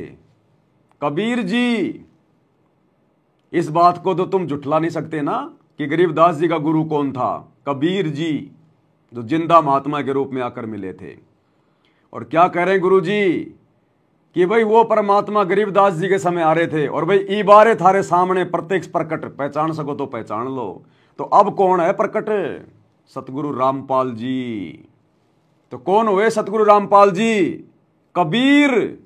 और गुरु जी क्या कह रहे हैं? कुल का खाविंद, कुल का मालिक वो कबीर है।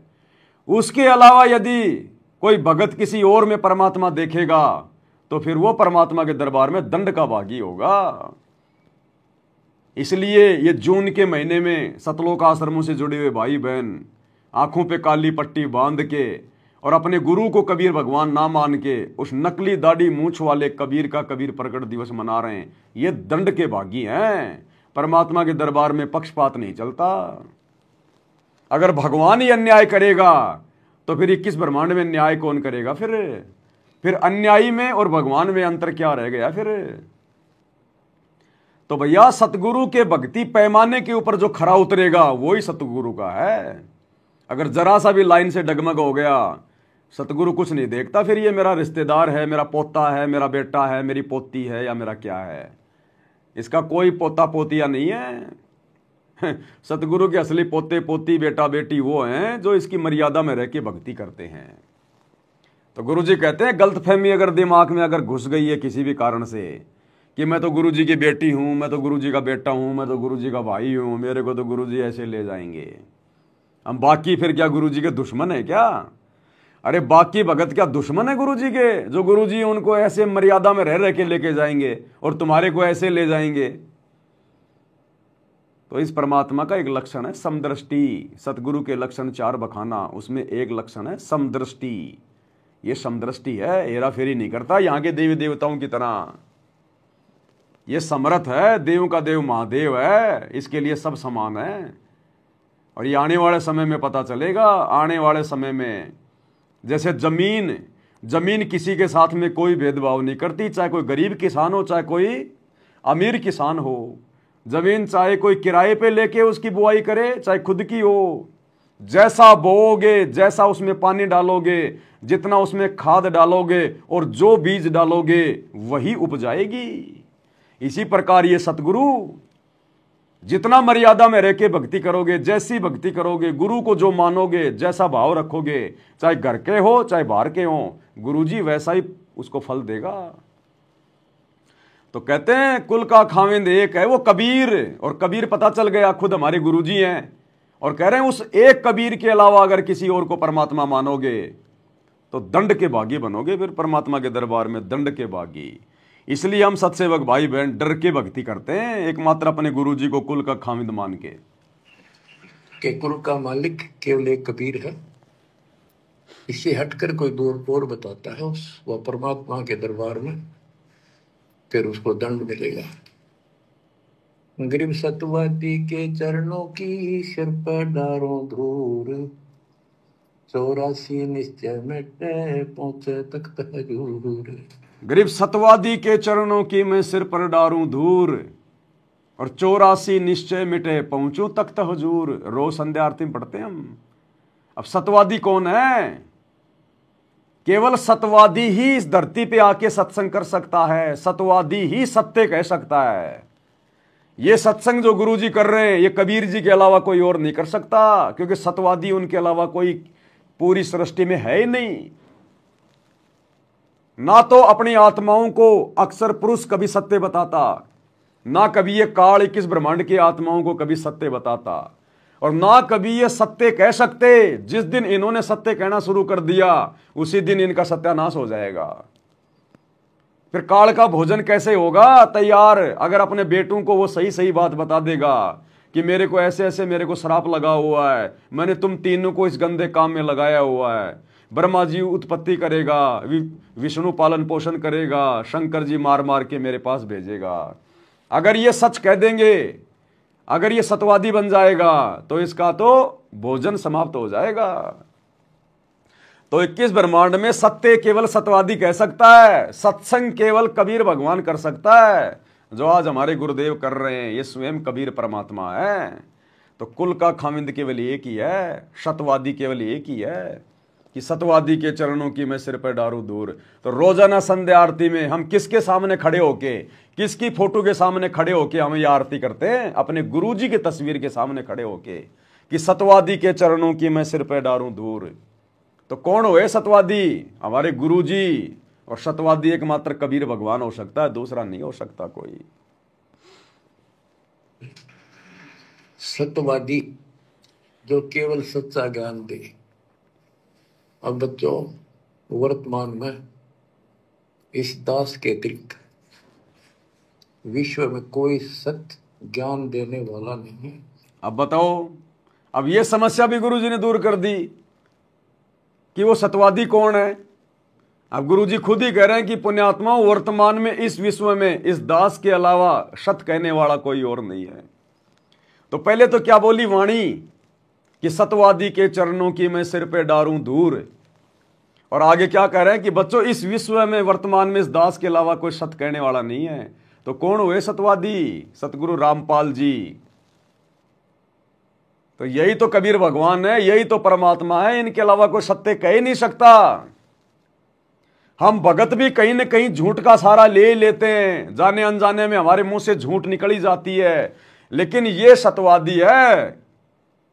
ये अगर रात को नींद में भी कुछ बोल देगा वो परम सत्य होगा, परम सत्य। ये काल की तरह धोखा देने वाला भगवान नहीं है। ये हमारी आत्मा का पिता है, हमारा पति है ये।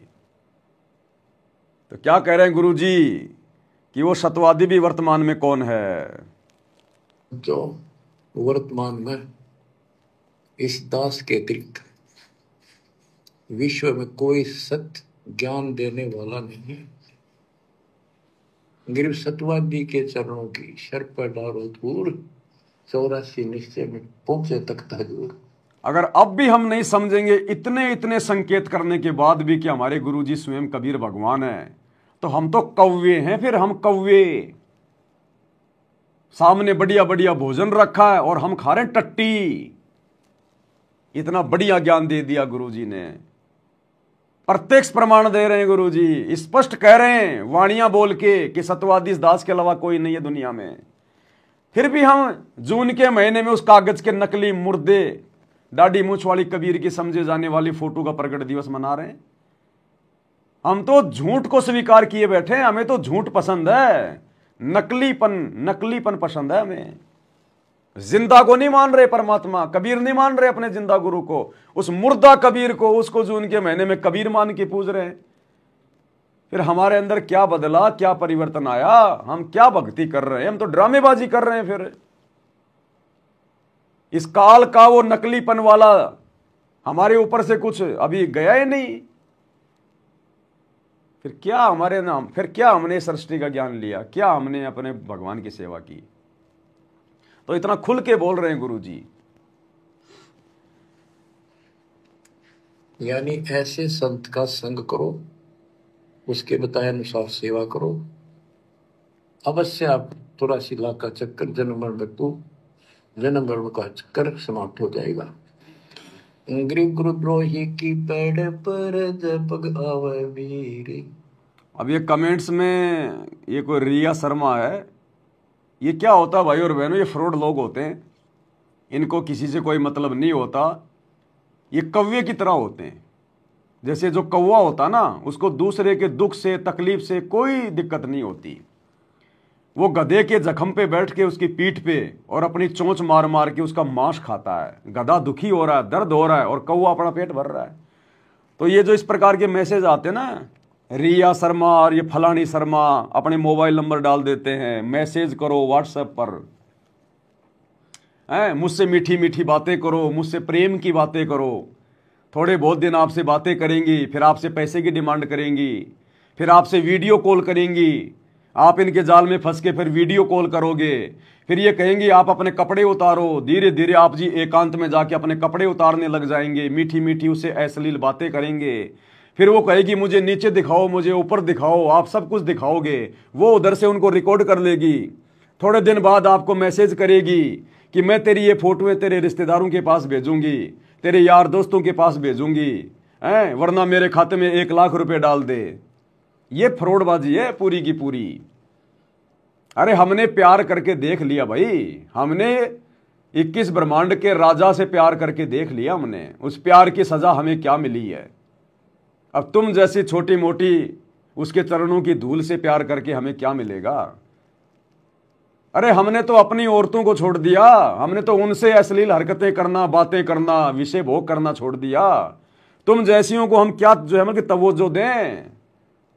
अरे तालाब की मेंढकियों, ये जोहड़ की मेंढकियां हैं, ये मेंढक हैं, उसी में खाएंगे, उसी में लेटरिन करेंगे, इनका कोई दीन धर्म नहीं है, इनका कोई शुद्धता नहीं है, इनका हृदय काल ने बिल्कुल जो है मतलब जो है गंदा कर रखा है। ये अपने कर्म फोड़ती हैं, इनके चक्करों में मत आ जाना। इन नंबरों पे कभी तुम मैसेज लग जाओ तुम करने कि रिया शर्मा का मैसेज आया, फलानी शर्मा का मैसेज आया है, फंस के रह जाओगे, इज्जत से भी नंगा हो जाओगे और पैसे से भी नंगा कर देंगी। ये फ्रॉडबाजी होती है, साइबर ठग होते हैं, साइबर ठग।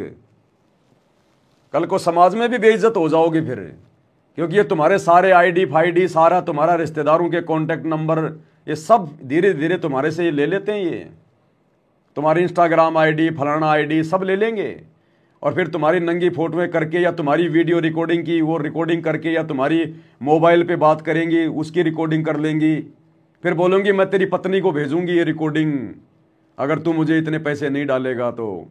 हैं फिर दिमाग में टेंशन लेके घूमते रहना, फिर भक्ति क्या खाक करोगे फिर। तो ये ध्यान रखा करो, इस प्रकार के फ्रॉड मैसेज आते हैं, कोई लेना देना नहीं होता, इनकी आदत है। ये तो हर किसी के लाइव पे, हर किसी के वीडियो पे ये इसी प्रकार से डालते रहते हैं। ऐसा नहीं है कि हमारी वीडियो देख रही है, नहीं, ये सिस्टम आता है, टेक्नोलॉजी है, ये ऊपर पैसे भरते हैं और ऊपर फेसबुक की तरफ से ऑटोमेटिक ये मैसेज वगैरह आना शुरू हो जाते हैं। तो ये फ्रॉडबाजियां होती हैं, इन चीज़ों पे ध्यान मत देना, अपना समय बर्बाद मत करना, और ना इनको कोई जो है जवाब देना। ये कोई जवाब नहीं देते ये, और जवाब भी देंगे तो भी एक मतलब कि सिस्टम के थ्रू होता है, कि सॉफ्टवेयर के थ्रू होता है।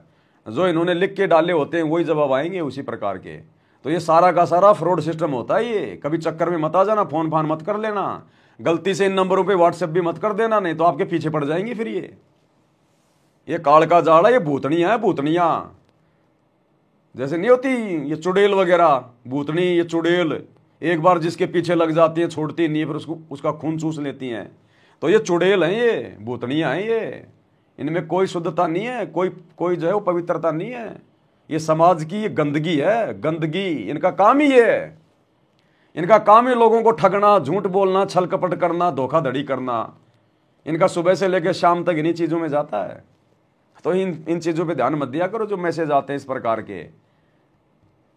और जब तक आपका कोई परिचित नहीं है, यदि आपके मोबाइल में आपके किसी परिचित के, रिश्तेदार के, भक्तों के अगर नंबर सेव नहीं है, और यदि किसी अननोन नंबर से आपके पास में वीडियो कॉल आ रहा है, मत उठाया करो।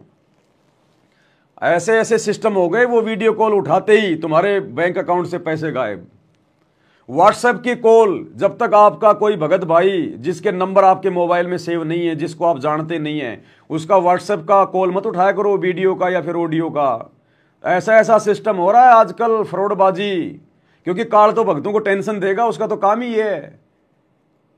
तो तुरंत तुम्हारे खाते, वो नंबर उठाते ही, वीडियो कॉल उठाते ही, वॉइस कॉल उठाते ही तुम्हारे अकाउंट से पैसे गायब हो जाएंगे। तुम्हारा जो जो जो ये फेसबुक का अकाउंट है, ये मतलब जो है वो हैक हो जाएगा।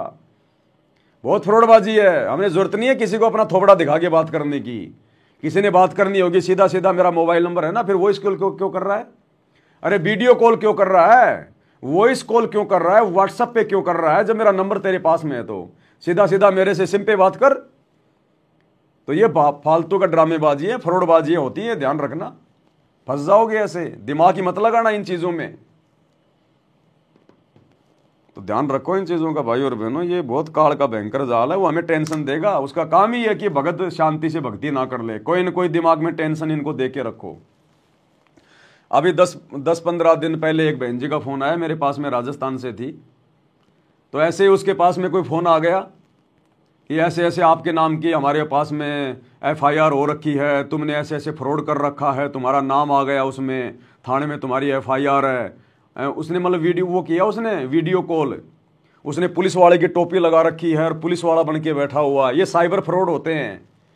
फिर वो डर गई बहन, वो बहन डर गई कि साहब अब मैं क्या करूं। बोला ऐसा करो, अभी थोड़ी देर बाद में हमारे अधिकारी का आपके पास में फ़ोन आएगा, वो आपको बताएंगे। 10 मिनट बाद में दूसरे व्यक्ति ने, वो पुलिस का अधिकारी बन के उसको फ़ोन किया और उसने और उस बहन को कहा कि एक काम करो, जो मैं तुमसे बातें कहूंगा तुम किसी से मत बोलना, नहीं तो फिर तुम और ज़्यादा तुम जो है मतलब कि फंस जाओगी तुम इस मुकदमे में। तुम्हारे को दिल्ली आना पड़ेगा, फलाना दिखना, तुम्हारे पर ये मुकदमा लग जाएगा, उसकी इतनी लंबी उसकी सज़ा है। तुम एक काम करना, किसी को मत बताना और एकांत में जाके मेरे से बात करो, अंदर से कमरा बंद कर लो और वीडियो कॉल से मेरे से बात करो और किसी को मत बताना। फिर वो सारी बातें पूछेगा, तुम्हारा खाता कौन कौन से बैंक में है, तुम्हारे कौन से बैंक में तुम्हारे कितने रुपए हैं, और फिर आप कहोगे मेरा ये खाता, मेरे इस खाते मेरे इतने रुपए हैं। चलो तुम्हारा उसका जो ATM का जो पासवर्ड है वो तुम दो, ताकि हम उसको चेक कर लें कि वास्तव में तुम्हारे खाते में ये फ्रॉडबाजी हुई है कि नहीं हुई है, तुम दोषी हो कि नहीं हो। अभी तुम्हारे नंबर पे एक OTP आएगा, वो OTP हमें तुम बताओ ताकि हम चेक कर ले, नहीं तो तुम बहुत बड़े लफड़े में फंस जाओगी। तो वो बहन बेचारी वो डर गई और डर के उसने वो जैसा उसने कहा था वैसा ही उसने बंद कमरा करके और उसने मोबाइल पे बात करी और जैसा जैसा वो पूछता गया वो बहन उसको बताती गई। और अंत में कहा कि चलो ऐसा करो, तुम्हारे खाते में जो इतने रुपए हैं ना, तुम एक बार हमारी इस मतलब लिंक पे आप डाल दो, इसके ऊपर हम इसको चेक करेंगे कि ये पैसा सही है या फिर ये गलत है, उसके बाद फिर वापस हम तुम्हारे खाते में डाल देंगे। उस बहन ने उसके जाड़ में आके वैसा ही कर दिया। उसके खाते में 15-20 हज़ार रुपये थे, उसने डाल दिए। अब डालने के बाद फिर उनका फ़ोन बंद। उसके बाद क्या था, जो था उन्होंने वो चूस लिया। तो ये फ्रॉडबाजियाँ हो रही है। अगर आपके पास अगर किसी पुलिस वाले का फ़ोन आता है कि मैं फला मैं पुलिस वाला हूँ, मैं थाने से बोल रहा हूँ, विश्वास मत करना किसी पे भी। बोलो भैया तो पुलिस वाला है, मैंने कुछ गलत किया है तो ये मेरे घर का एड्रेस है, आजा मेरे घर पे। अगर मैं फ्रॉड हूं तो ले जा, जो फ्रॉड होगा वो तो वैसे फ्रॉड होगा। और यदि आपके पास कोई बैंक से फोन आता है कि तुम्हारा बैंक अकाउंट हैंग हो गया, तुम्हारी लिमिट खत्म हो गई है, 2 दिन बाद तुम्हारा खाता बंद होने वाला है, मैं बैंक से बोल रहा हूं, मैं बैंक से बोल रही हूं, सर आपके मोबाइल पे एक OTP आएगा, आप मुझे OTP बताओ नहीं तो आपका खाता बंद हो जाएगा, ये सब फ्रॉडबाजी होती है। बैंक वांग कोई मैसेज नहीं भेजती। तो ये ध्यान रखना, किसी का भी फोन आता है कि भैया अगर पुलिस वाला है तो मेरे घर पे आ जा, ये रहा मेरा एड्रेस, तो ये फालतू में चक्कर में मत पड़ना, ऐसे डरना घबराना नहीं है। अगर हम सही हैं तो फिर काहे का डर है, आ जाओ, पुलिस वाले लाख बार हो हमारे घर पे। और बैंक वालों के कोई फोन नहीं आते, अगर कोई ऐसा फोन भी आ जाता है तो जाके सीधा बैंक में जाके संपर्क करो कि साहब मेरे पास ऐसा सा फोन आया था, क्या मेरे खाते में ऐसी कोई प्रॉब्लम है। तो ये सारे सब कुछ ये फ्रॉडबाजी है। आजकल इंसान को कमा के खाने में इंटरेस्ट नहीं है, लोगों को ठगना, धोखाधड़ी करना, इन चीजों में इंसान उलझा हुआ है, अपने कर्म फोड़ रहा है। क्योंकि काल ने तो दुनिया के कर्म फुड़वाने, गधा कुत्ता सूअर बनाना है। तो अगले जन्म में ये जिन जिनका ठग रहे हैं उनका गधा बनना पड़ेगा, उनका बैल बनना पड़ेगा, सारा दिन खेतों में इनको हल चलाना पड़ेगा। तो ये गधे कुत्ते कौन है? ये वही है जिन्होंने ये ठगीबाजियां की हैं, लोगों का जो धन लूटा है, चोरी करके, ठगी करके, झूठ बोल के, रिश्वत लेके। तो ये ध्यान रखना इन चीजों का, किसी के चक्कर में मत आ जाना ऐसे। उस बहन ने फिर मेरे को बताया बाद में, बोले भैया अब तो पैसे लुट गए मेरे। अब लुट गए तो लुट गए भैया, हम क्या बताएं। तुम सत्सेवक होकर भी अगर ऐसी गलती कर रहे हो, इतनी अगर आंख बंद करके चलोगे, फिर क्या फायदा, फिर बताओ। तो ध्यान रखो इन चीजों का, ये काल का बहुत भयंकर षड्यंत्र है। तो क्या करें गुरुदेव भगवान। 84 निश्चय पढ़े सतगुरु कहे कबीर, गरीब सतवादी किसको कहो, को गुरु तो ही जान, बिन बिन कह दीजिए मेरे सिर को छान। गरीब भस्मा गिरी भस्म हुआ, गुरु द्रोही गुण मेटे, साहेब को बेग सिंगारिया, कुंभे कुंड बदलेट। गरीब जोग जीत करुणा में है, मुनिंदर को हो कबीर, 12 पंथ चलाइया, डेंगे बंधावे धीर। अब गरीबदास जी कह रहे हैं कि भस्मा गिरी जैसी जो हरकत करता है वो दुष्ट आत्मा है, ऐसा है गुरुद्रोही ऐसे होते। अब देख लो भैया, पवन दास को गुरुद्रोही कहने वाले, गुरुजी कह रहे हैं गुरुद्रोही कैसे होते हैं।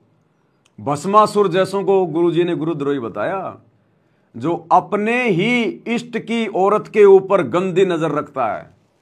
तो बताओ, मैंने कब गुरुजी की लड़कियों के ऊपर कोई गंदी नजर करी? मैंने कब गुरुजी की पत्नी के ऊपर कोई गंदी नजर करी?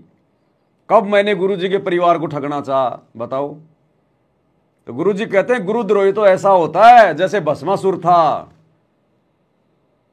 तो भैया गुरुद्रोही की परिभाषा जानो, पहले पहचानो गुरुद्रोही क्या होता है, कैसा होता है। ये समय निकल जाएगा हाथ से।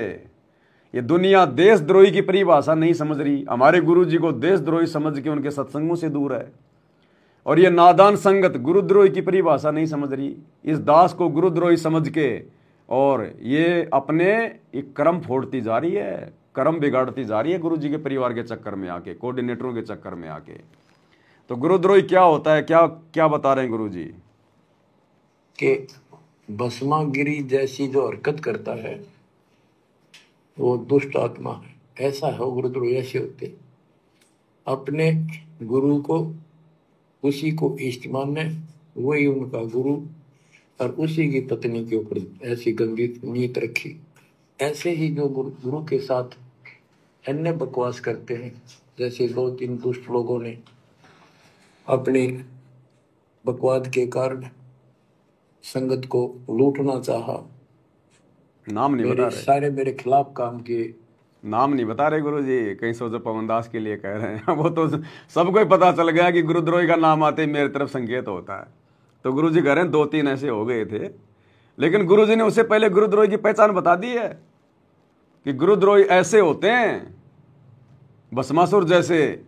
तो दास ने तो ऐसा कुछ किया ही नहीं, कभी सोचा ही नहीं। वो तो हमारी गुरु बहनें हैं, गुरुजी की बेटी हमारी गुरु बहन है, गुरुजी की पत्नी हमारी गुरु बहन है, हमारी माँ थोड़ी हो। वो तो मूर्ख भक्तों की गुरु माता है, हमारी तो गुरु बहन है वो। तो गुरुजी कह रहे हैं 2-3 ऐसे दुष्ट हो गए थे। अब 2-3 ऐसे दुष्ट कौन है, वो संकेत करेंगे गुरुजी। अब समझ जाओ 2-3 दुष्ट कौन है। वो गुरुजी के परिवार में ही है, वो जो है वो दुष्ट जो हैं वो मेरे खिलाफ काम किए भी संजय दिल्ली वाले ने और कौन जयपुर वाले। जय हो मालिक। अगर ये सच्चे थे तो ये भी क्यों ना आते, माफी मांगने, गलती होगी थी। अगर ये सच्चे थे तो इब क्यों ना आते माफी मांगने। अब बताओ भाई और बहनों, 2022 में दास को गुरुजी के परिवार वाले पकड़ के और बरवाड़ा के थाने में ले गए, मेरे ऊपर 420 का मुकदमा लगाया। मेरे को मिलवा देते गुरुजी से, मैं तो पुलिस के अंडर में था, मैं तो मैनेजमेंट के अंडर में था, गुरुजी से मेरे ऊपर इन्होंने मुकदमा करवाया। तो इनको तो बहुत अच्छा मौका था, मेरे को मिलवा देते वहां ले जाके गुरुजी से, कोई दिक्कत ही नहीं थी। बताओ, मैं थोड़ी मना करता फिर वहां, क्यों नहीं मिलाया मेरे को। मैंने तो कहा था कि मेरे को गुरुजी से मिलवा दो, बोला क्यों मिलवा दे हम तेरे को गुरुजी से। और अब ये कहते हैं कि वो जो है वो गुरुजी से नहीं मिलता। तो ये परमात्मा की दया है, परमात्मा ने अभी मिलना ही नहीं है, क्योंकि जिस दिन इस पवन दास का पूज्य गुरुदेव जी से मिलन होगा उस दिन के बाद फिर ये दास कोई वीडियो फाडियो नहीं बनाएगा। उस दिन समझो परमात्मा का काम पूरा हो गया, जो सेवा मालिक ने करवानी थी पूरी हो गई। इसीलिए तो गुरुजी ने मेरे से नहीं मिलना चाहा। मैनेजमेंट ने कितनी कोशिश करी मुझे गुरुजी से मिलाने की, क्यों हर बार ये लोग फेल हुए, क्योंकि अभी तक वो काम गुरुजी का पूरा हुआ नहीं था जो काम परमात्मा ने मुझ दास से करवाना था। और जब तक ये काम पूरा नहीं होगा गुरुजी का, जो मुझ दास के माध्यम से परमात्मा ने पूरा करवाना है, गुरुजी नहीं मिलेंगे मेरे से। और जिस दिन गुरुजी मिल गए उस दिन फिर ये सारा सिस्टम फिर फेल, फिर आगे कोई वीडियो फीडियो नहीं, बैठ के अपनी भक्ति करेंगे। तो जिस दिन परमात्मा चाहेगा, क्या वो मिल नहीं सकता? क्या ये पवन दास अपने गुरुजी से बड़ा है क्या कि गुरुजी मिलना चाहें और पवन दास की औकात की पवन दास ना मिले? अरे परमात्मा तो प्रेरणा करके, जैसे चुंबक होती है लोहे को खींच लेती है। अगर गुरुजी वास्तव में मेरे से मिलना चाह रहे हैं तो क्या गुरुजी कोई भी घटना को जन्म देके क्या वो मेरे से नहीं मिल सकते? दास तो दौड़ा दौड़ा जाए गुरुजी के पास में। एक जीव की क्या औकात यदि परमात्मा चाहे तो। लेकिन अभी गुरुजी चाह नहीं रहे, परमात्मा अभी चाह नहीं रहे इस दास से मिलना। अभी काम बाकी है, जब काम पूरा हो जाएगा फिर मिलेंगे। संजय दिल्ली वाले ने और कौन जयपुर वाले। अगर ये सच्चे थे तो ये भी क्यों ना आते, माफी मांगने, गलती होगी थी। तो बच्चों, ऐसे दुष्ट लोग हैं जो काल के भेजे हुए। अब जब हमारे से कोई गलती हुई नहीं, हमने कोई गलती की नहीं, तो बताओ फिर मिलने क्यों जाएं? माफी किस चीज की मांगे? और बाकी हम रोजाना अपने गुरुजी से संध्या आरती में माफी तो मांगते हैं रोजाना। अवगुण किए घनेरे फिर भी भले बुरे हम थारे, दास को जान के निपट नादान मोहे बख्श दियो अविनाशी। मैं अपराधी जन्म का नक्सिक भरे विकार, तुम दाता दुख भंजना मेरी करो समार। ये माफी तो मांग रहे हैं अपने गुरुजी से हम रोजाना, फिर और कौन सी माफी बताओ? और हमने ऐसा कोई गलत काम किया नहीं। माफी तो गुरुजी के परिवार को मांगनी पड़ेगी आने वाले समय में। जो इन्होंने आश्रमों में हॉस्पिटल खोल दिया, माफी मांगनी पड़ेगी। धनाना गांव में बैडमिंटन का स्टेडियम बना दिया, माफी मांगनी पड़ेगी। जाटों की धर्मशाला में 1 करोड़ रुपया बर्बाद कर दिया, माफी मांगनी पड़ेगी। 2 कोड़ी के नेताओं की रैलियों में संगत को भेज के मर्यादा तोड़वा दी, माफी मांगनी पड़ेगी। जाटों के आरक्षण में संगत को बैठा दिया, मर्यादा तोड़वाई, करोड़ों रुपया चंदे में दिया, माफी मांगनी पड़ेगी। गुंडों की सीबीआई जांच का समर्थन किया, 5 लाख रुपए दिए, माफी मांगनी पड़ेगी। माफी तो गुरुजी के बेटों को, गुरुजी के भाई को, गुरुजी के परिवार को, इन कोऑर्डिनेटरों को मांगनी पड़ेगी आने वाले समय में। जब हम सत्सेवकों ने ऐसा कोई कुक्रम किया ही नहीं तो हम क्यों माफी मांगे? कुक्रम किया दिल्ली वाले संजय ने, आरामीपना किया दिल्ली वाले संजय ने अपने गुरुजी को धोखा देके। असली गुरुद्रोही वो है दिल्ली संजय वाला, जो गुरु पद पे बैठ गया, नाम दे रहा है, दीक्षा दे रहा है, लोगों से ज्योति पाठ के पैसे ले रहा है, 56 प्रकार के भोग खा रहा है। वो है जो भक्तों को आशीर्वाद दे रहा है, बेचारों को। वो है जो सबका जीवन जो है वो नरक में ठोक रहा है और खुद का जीवन भी जो है वो नरक में ठोक रहा है। वो है गुरुद्रोही, वो जाए, वो मांगे माफी। हमारा संजय से क्या लेना देना? आज 7 साल हो गई, हमने संजय की शक्ल नहीं देखी, हमारा संजय से कोई लेना देना ही नहीं।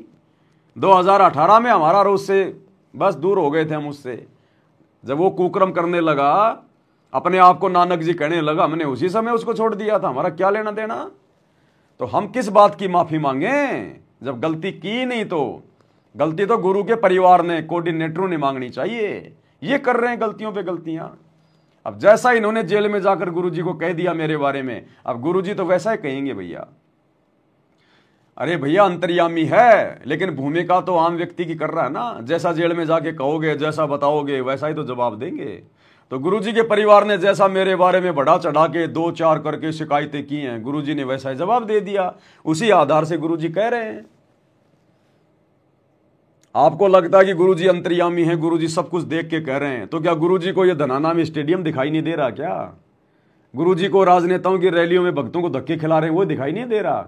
ये जाटों की धर्मशाला बना दी गुरुजी को, ये दिखाई नहीं दे रहा? आरक्षण में जाके बैठ गए, करोड़ों रुपया भक्तों का बर्बाद कर दिया, ये गुरुजी को दिखाई नहीं दे रहा? ये आनंदपाल सिंह जैसे गुंडे की सीबीआई जांच का समर्थन किया, 5 लाख रुपए दिए, ये गुरुजी को दिखाई नहीं दे रहा? यहां गुरुजी अंतर्यामी नहीं है? तो भैया ये उसका मिशन है, ये उसका खेल चल रहा है।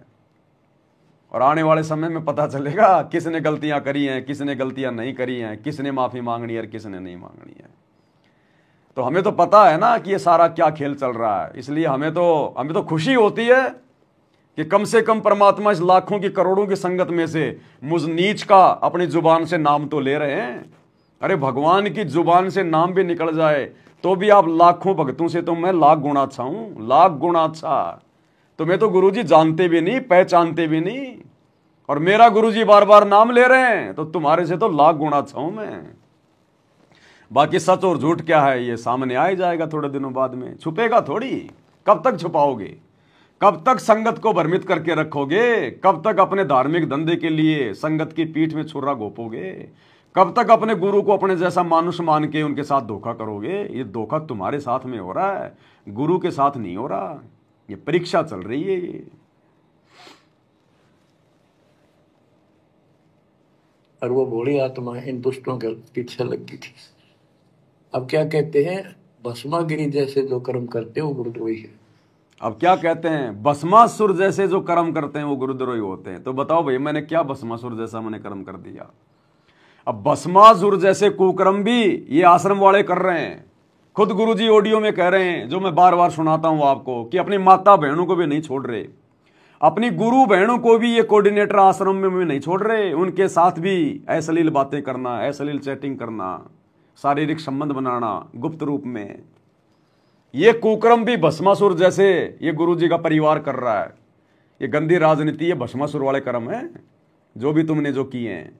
और आश्रमों में ये कोऑर्डिनेटर जो माता बहनों के साथ में जो कुकर्म करते हैं, खुद गुरुजी ने बताया, बार बार आपको सुनाता हूं, फिर सुन लो एक बार। ये हैं भस्मासुर वाले कर्म जो इन आश्रमों में किए जा रहे हैं। सत्सेवक तो भैया इन कुकर्मों के आसपास भी नहीं है, आसपास भी। जब सत्सेवकों ने अपनी औरतों को अपनी बहन बना लिया, तो अपनी गुरु बहनों के साथ में तुम सोच भी नहीं सकते कभी कुकर्म करने की। तो ये कुकर्म भी काल ने तुम्हारे हिस्से में लिख दिए, जिसके विषय में गुरुजी कह रहे हैं, ध्यान से सुन लो। विचार करना हो कि हम कौन है, कहां से आए। आपस में खेचातानी रखते हो अभी भी भगत हो गए। अच्छे इंसान तो जगत वाली बिना करते ऐसा जैसे भगत कर रही है। अच्छे इंसान तो जगत वाली बिना करते ऐसा जैसे भगत कर रही है। सुन लो, अच्छे इंसान तो जगत वाली बिना करते ऐसा जैसे भगत कर रही है। किसी को छोटी सी सेवा दे देते, कोऑर्डिनेटर बना दिया, वो ने सोचा मैं खुदा बन गया। और इतना शिक्षा तो बने।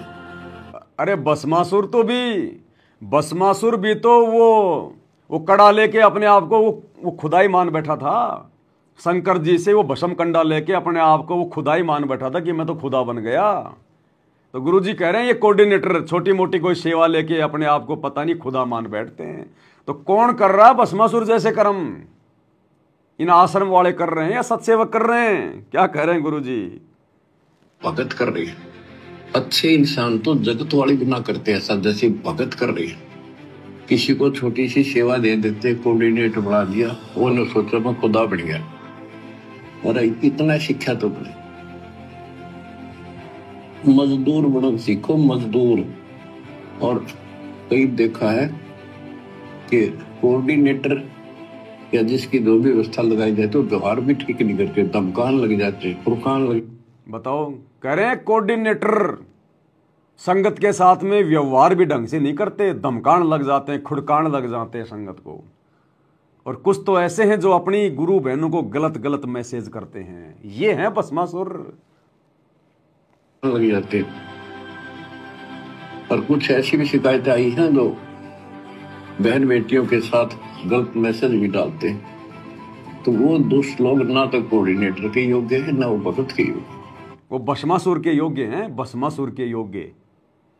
और कुछ ऐसी भी शिकायतें आई हैं जो बहन बेटियों के साथ गलत मैसेज भी डालते हैं, तो वो दुष्ट लोग ना तो कोऑर्डिनेटर के योग्य है ना वो भगत के योग्य।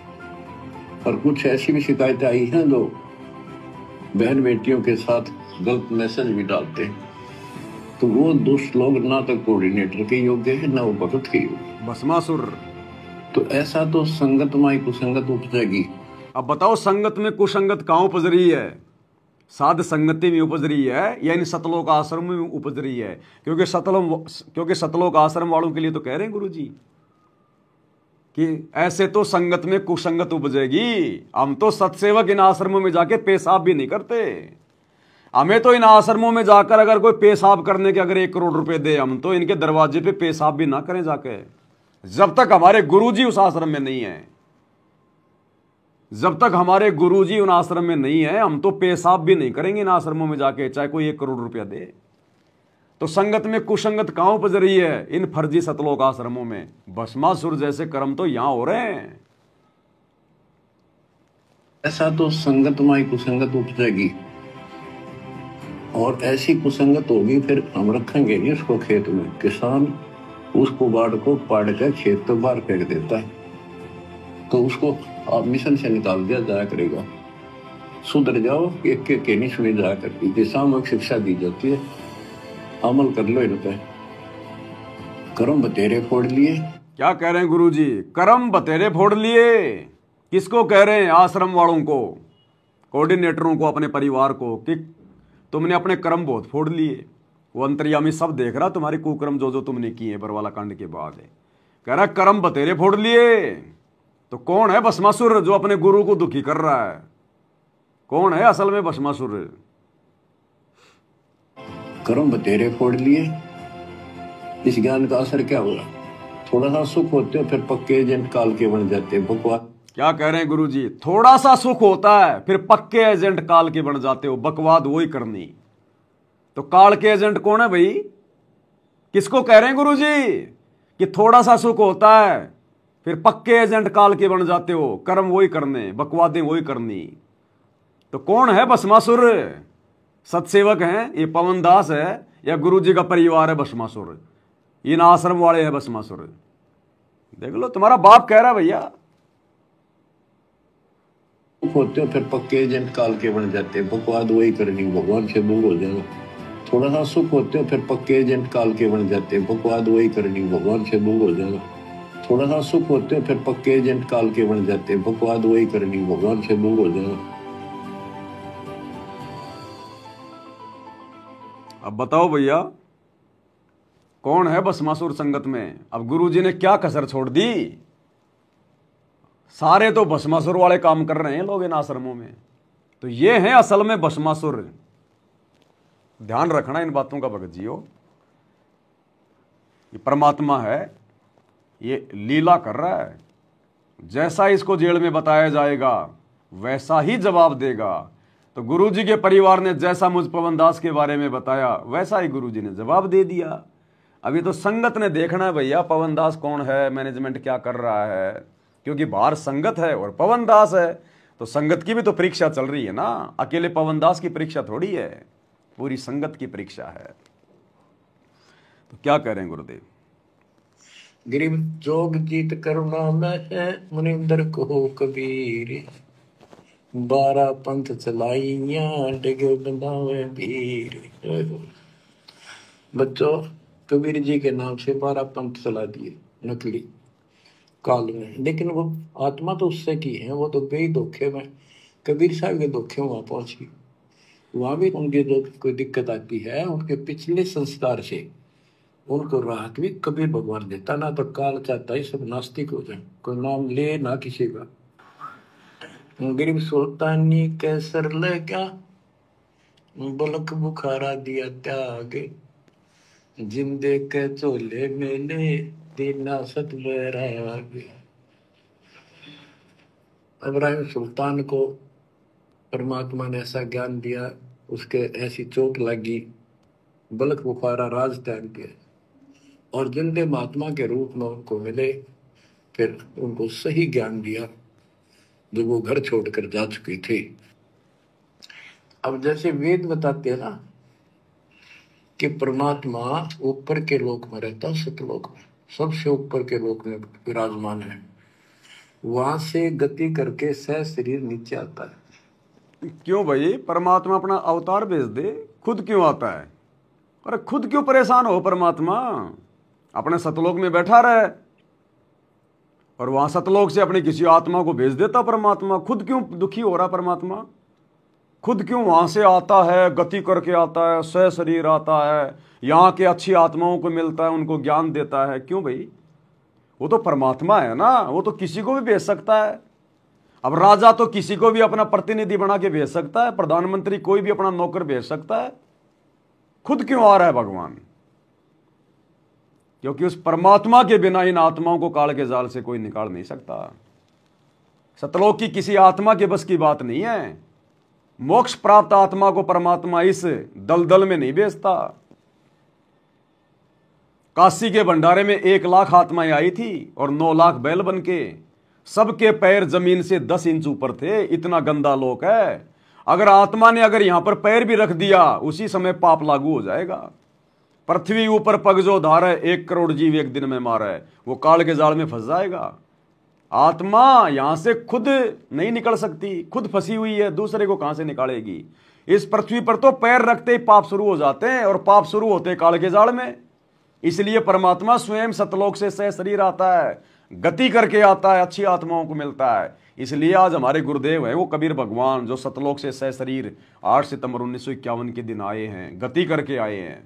इसलिए हम सत्सेवक अपने गुरु जी को कबीर मान के पूज रहे हैं, उनका प्रकट दिवस मनाते हैं। जून के महीने में नकली कबीर का, कागज के कबीर का, मुर्दा कबीर का प्रकट दिवस नहीं मनाते, क्योंकि वो परमात्मा सतलोक से सह शरीर स्वयं आता है, गति करके आता है, अच्छी आत्माओं को मिलता है। सबसे ऊपर के लोक में विराजमान है, वहां से गति करके सह शरीर नीचे आता है, और अच्छी आत्माओं को मिलता है जो भक्ति मार्ग पर लगे हुए हैं, उनको कष्ट, उनके कष्ट दूर करता है, अपने मुख कमल से वाणी बोलकर सच्चा ज्ञान बताता है। तो बताओ, आज अपने मुख कमल से वाणी बोल के सच्चा ज्ञान कौन सुना रहा भाई? सतगुरु रामपाल जी। और वेदों में क्या लिखा है? वो परमात्मा अपने मुख कमल से वाणी बोल के सच्चा ज्ञान सुनाता है। तो आज हमें झूठा ज्ञान दिया जा रहा है क्या? गुरुजी मुख कमल से बोल के नहीं सुना रहे क्या? तो कौन हुए फिर गुरुजी? कौन है फिर तत्वदर्शी संत? कौन होता फिर सतगुरु? साहिब कहो सतगुरु कहो, एक ही बात है। तो स्वयं कबीर भगवान हमारे गुरुदेव के रूप में धरती पे प्रकट हैं, और हमने इनको परमात्मा मान लेना चाहिए। यही चाहते हैं गुरुजी, यही चाहते हैं। नहीं तो हमारी बात बिगड़ेगी, चाहे तुम कितने लड्डू जलेबी बर्फी खा लो, कितना ज्योति पाठ कर लो, कितनी माला फेर लो, कितनी भक्ति कर लो, कोई सा भी तुम नाम ले लो।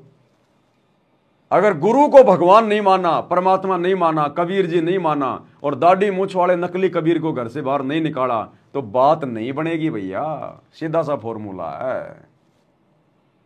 सतगुरु रामपाल जी को अपना बाप मानना पड़ेगा, और उस फर्जी बाप को, नकली बाप को, दाढ़ी मूछ वाले नकली कबीर को, उसको घर से निकालना पड़ेगा, तब बात बनेगी। तो भाई और बहनों, आज के वीडियो में हम केवल इतना ही लेंगे।